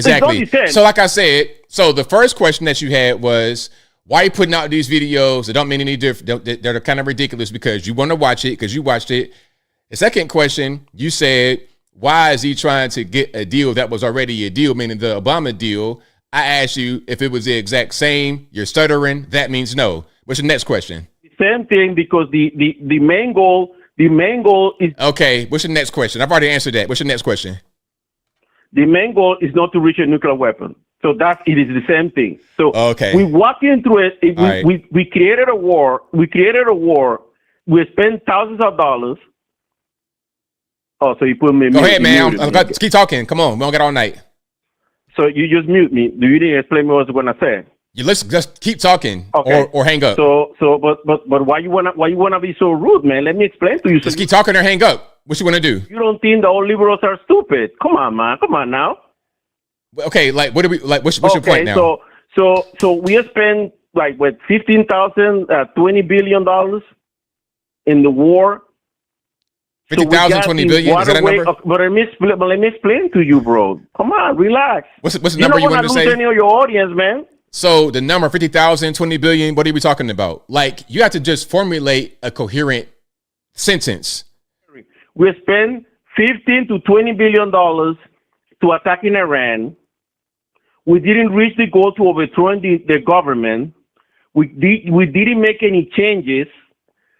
The other thing, the waterway is a bigger issue now. It's a new component to an issue now that wasn't before. You see, you don't let me talk, bro. Come on, man. You just... Hello? I'm listening. Just keep talking. Okay, so we invested in a war that we couldn't win, in an attack that we couldn't win. Now we have a problem with the waterway because it's blocked that only the Chinese are going through. We got an issue there, but we didn't have when the Obama administration negotiated that agreement.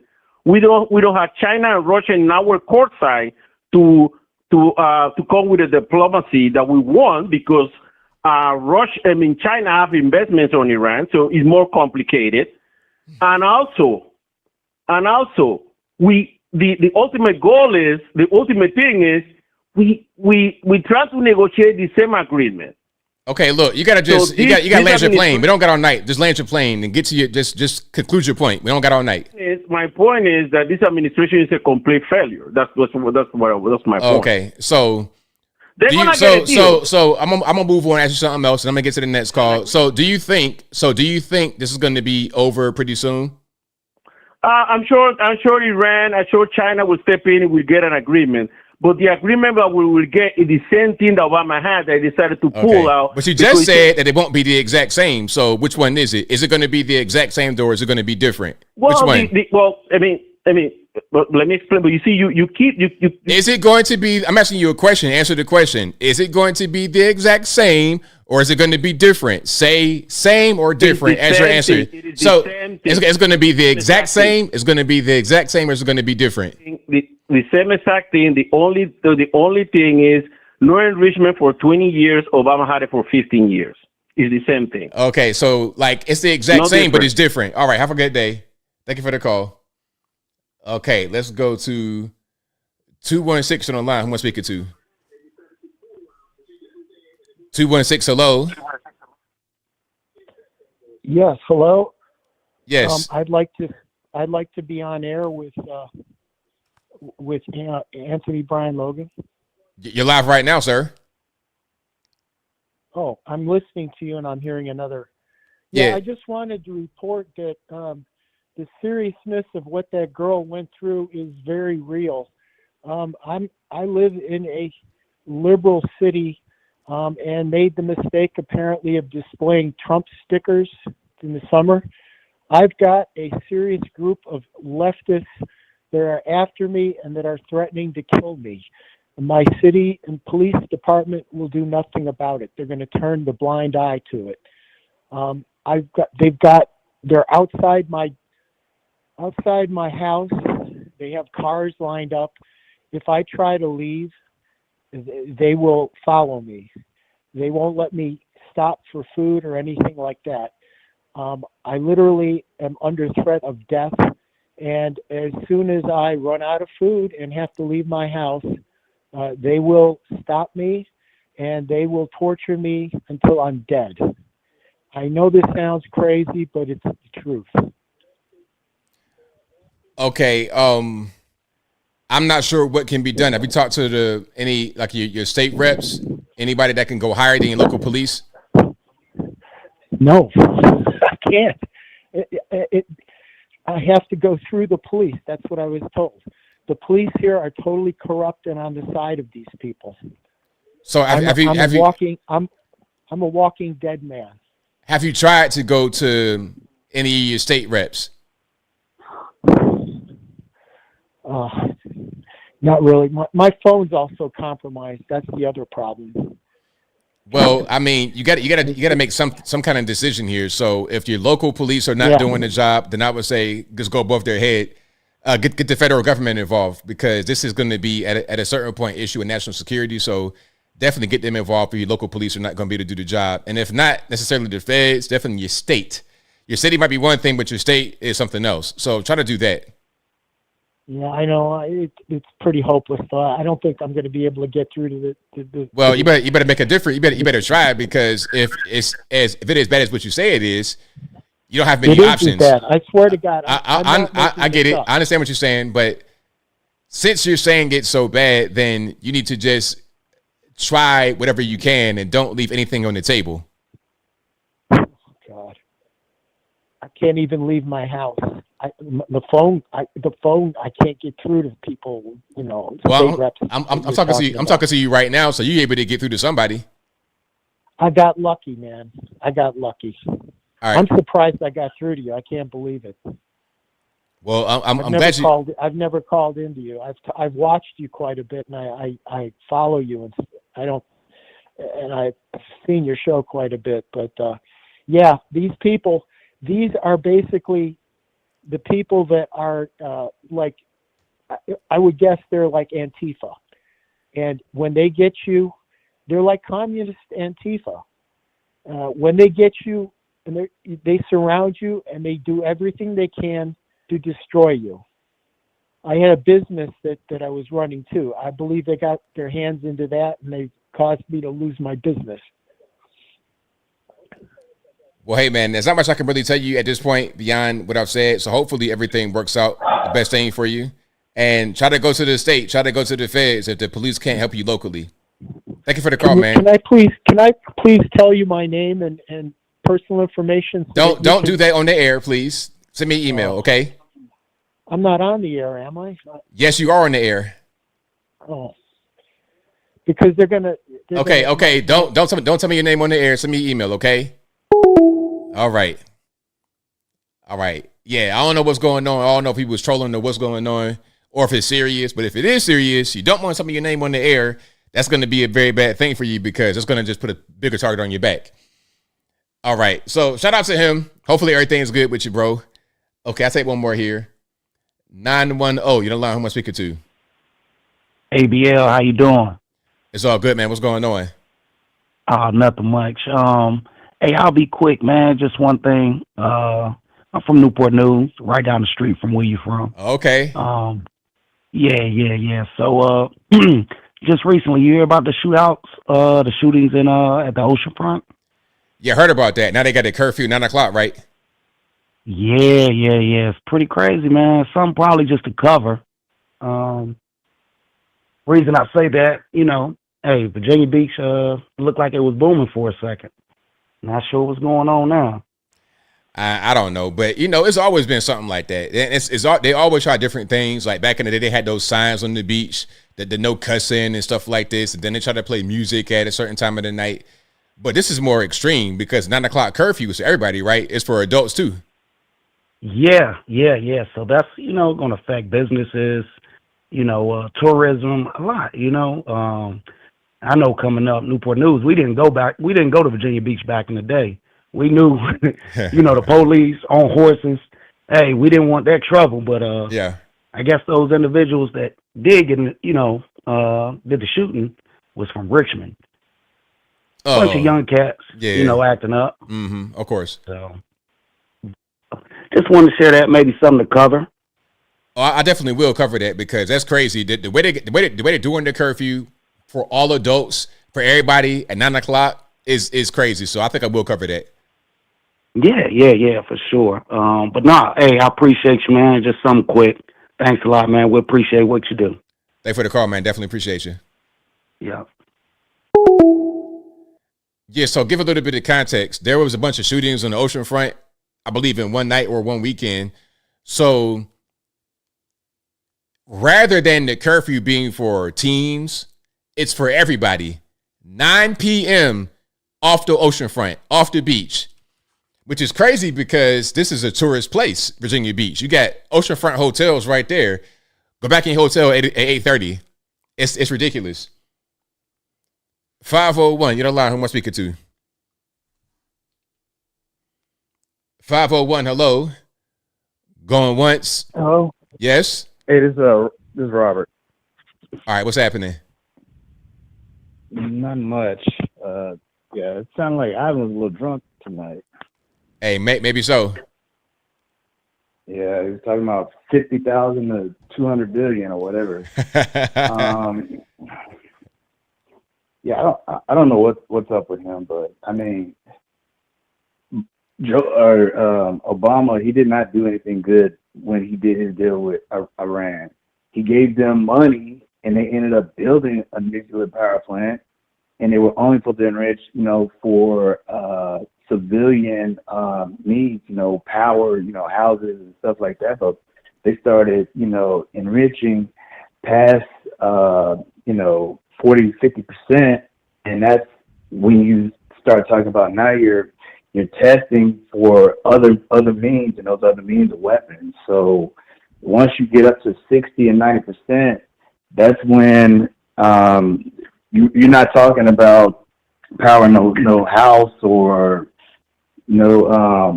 or buildings or anything like that. You're talking about powering, a missile. So I don't know what he's talking about. T.I., I think that dude's a clown. I'm not sure if you covered it, but somebody covered it like a couple years ago, and I'm not sure how many sons he got, but he ended up getting into a fight with one of his sons, like a fist fight, and it was like, I guess it was kind of big because it got videotaped because it was at some party, and they ended up, throwing down with each other. So it's like he's not a serious person. So I don't know why he even came to the scene. I mean, he wasn't gonna get his son. And the thing about it is, like I was in law enforcement for a short time, and you can have more reasons to pull people over than just speeding. Like one of the things that we would look for would be because in Texas your registration's on your window, so we were trained to actually look at the window and see if the dates were, correct, and we could pull people over for that. We could pull people over for making a wide right. So there's a lot of different things that you can pull people over for that has nothing to do with speeding. But once you have your articulable reasons for pulling somebody over, you are detained at that point. You're now at the discretion of whatever is going on with that police stop. If you get a citation, a warning, or in the case of that kid or grown man, you can get arrested. Like here in Texas, we tell people, and I had to tell people, like they would be like, "Oh, I don't want to sign the ticket." It's like, okay, well, you don't have to sign, but if you don't sign, then I'm going to take you to jail. Because signing is not an admission that you're pleading guilty to the ticket. It's stating that you're signing, saying that you're going to go to court to either pay the fine or to fight it in court. Right. Exactly. So yeah. Do you think I can't think of their names, but the Democrat senator from Arizona and the black female from Florida, you think they're going to be the next to go? Now, the one from Florida, she stole a bunch of money, right? Yeah, $5 million. Yeah, I think she's pretty much toast, because I saw an update on her today. They're talking about she's pretty much done, because it's black and white. She most certainly did take the money, $5 million. I mean, you still that kind of money just directly like that, you have to go. Now the woman in Arizona, what was the case with that? Well, no, the dude in Arizona. Oh, dude in Arizona. Stallwell's friend. Oh, Gallego. He hang out with. Yeah, the wingman. Yeah, he's out of there too, because in the video of Swalwell in the room, the hotel room or his room or whatever. Yeah, he think that is face. Yeah, it was him, and they something like that. No, the internet is really funny because they were able to identify certain things. So they got a picture of the guy and his little chin strap beard that was visible in the picture, but also the shoes. It was a certain kind of like Air Force One, like alternate shoe that I never seen anybody else with. Like he did the shoe himself, and that shoe was present in that video and also in the picture of Gallego. So it was him. So do you think Slawwell is gonna start ratting on people? Cause like, oh boy, he threw him under the bus today. He said, "Oh, I didn't know any of this stuff was happening, and he's not my friend no more." And yeah, I don't want anything else to do with him, because he had I guess a press conference, and the media was talking to him, and he was kind of throwing old boy under the bus. If Swalwell can't tell on somebody, he will, but he might not have anybody to tell on. He might not have anybody. No, I'm talking about him. I'm talking about him. Oh, well, the Arizona guy. He might tell on. I mean, he might do that, but it's like at that point, it doesn't even really matter. It would be inconsequential, because everybody knows that the Arizona guy and Swalwell were linked together. That's not even the secret. So it's like if Swalwell does that, it would have no impact. So he could do it, but it wouldn't matter. Yeah. Well, that's pretty much all I had. Quick question. You say you eat steak. So how do you prepare your steak? Oh, okay. So medium rare. That's what I do. Well, no. Do you have any pre-prep do you do to it? Oh, I don't do a whole lot. Like I get some. I put some avocado oil on my steak. I put avocado oil, salt, pepper, and that's pretty much it. I mean, most of the flavor really it comes from just the way I prepare it, just the way I actually cook it. That's the flavor. Now, go ahead. So I'm gonna give you a recommendation. Okay. So what I do, maybe you can go look on Good Foods page, but real quickly and simply, if you got a rack that you can put your steak on. Get it and salt it, and then put it in the refrigerator for at least 8 hours or overnight, so that salt can get into the meat. And it's called dry brining. If you dry brine your steak prior to cooking it, it'll make it taste a whole lot better. Okay, that's a good tip. I'm gonna try that out next time I put a steak on a stovetop. See what it does. All right, man. Well, you have a good one. Thanks for the call, man. Appreciate you. All right. All right. Shout out to the caller. Great call. 818, you're on the line. Who am I speaking to? Hey, ABL. First off, I'd like to say, again, big fan of the show. Everything else, I wanted to highlight something about California, because, I was born and raised there, lived there for many years, grew up there. One thing that I'm surprised about is some of the corruption that finally is starting to come to light, but there's still so much of it that I kind of find it funny how people aren't actually alluding to some of the other corruption or some of the other things that's going on. And the one I would like to point out is the LADWP. I moved out to Texas, and I was really surprised seeing all the options of the power companies, for example. And even though they're all kind of stem from ERCOT, which I kind of later on figured out, you still had options, and all these companies kind of compete for each other. And when it comes down to LADWP, you really only have one option. They have a monopoly on power in California. So, I mean, what I mean by that is, like, what a lot of people don't realize is, like, depending on how much energy you can use and everything else, I mean, there's actually a tier system that goes there. So if I use X amount of energy per month, I get charged this much. But if I use a lot more, it goes to a second tier, and then there's a third tier. So when you go up in tiers, you actually have to pay a lot more for energy. Now you might be like, okay, so what? Well, they're the ones that, just like a lot of social programs, they also donate right back to the Democrat Party.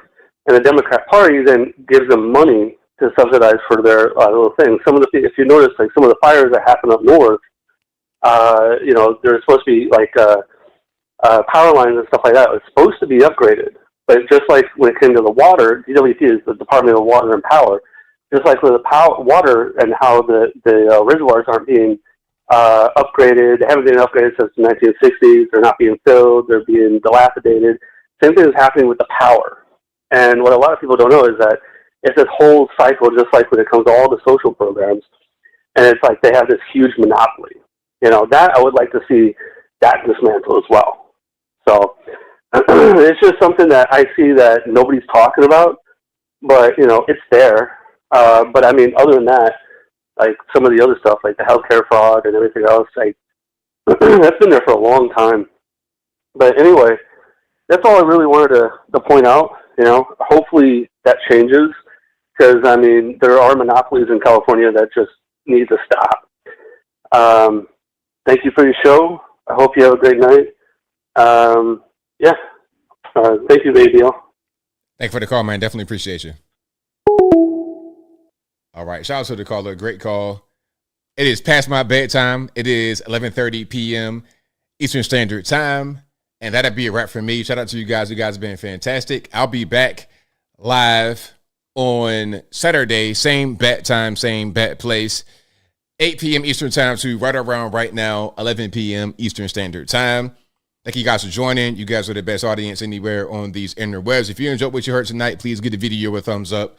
Like the video, share the video, do all that good stuff. That'll help me out tremendously. Thank you to all the mods for keeping the trolls in check. I appreciate y'all for rocking and rolling. And thank you to everybody who's been watching, retweeting, super chatting. Y'all know I could not do the show without y'all. Did I get everybody? Did I get all super chats? I believe I did. Let me just make sure that I did. Okay, hold on. Let me go on the back and see if I got anything.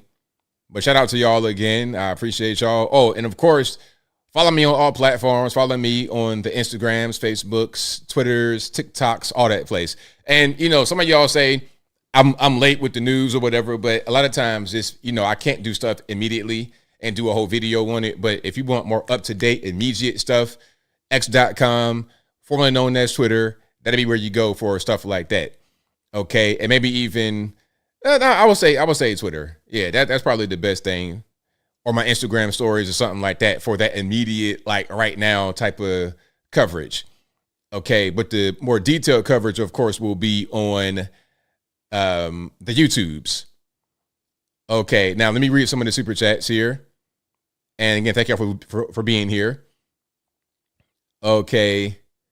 Twisted Clown says, close with T.O., a.k.a. close with Uncle. Quote unquote, I'm liberal, we know. I'm not sure where that's coming from. Shout out to Taylor Langley, who says, Palmer Luckey lived in the trailer while building Oculus and now runs Enduro. Skip the get-rich-quick scams. Patiently build marketable skills, then cash in at the right time and work for yourself. There you go. Very, very good words, Taylor Langley. Very good word, Taylor Langley Fitness. I'm going to do it one more time.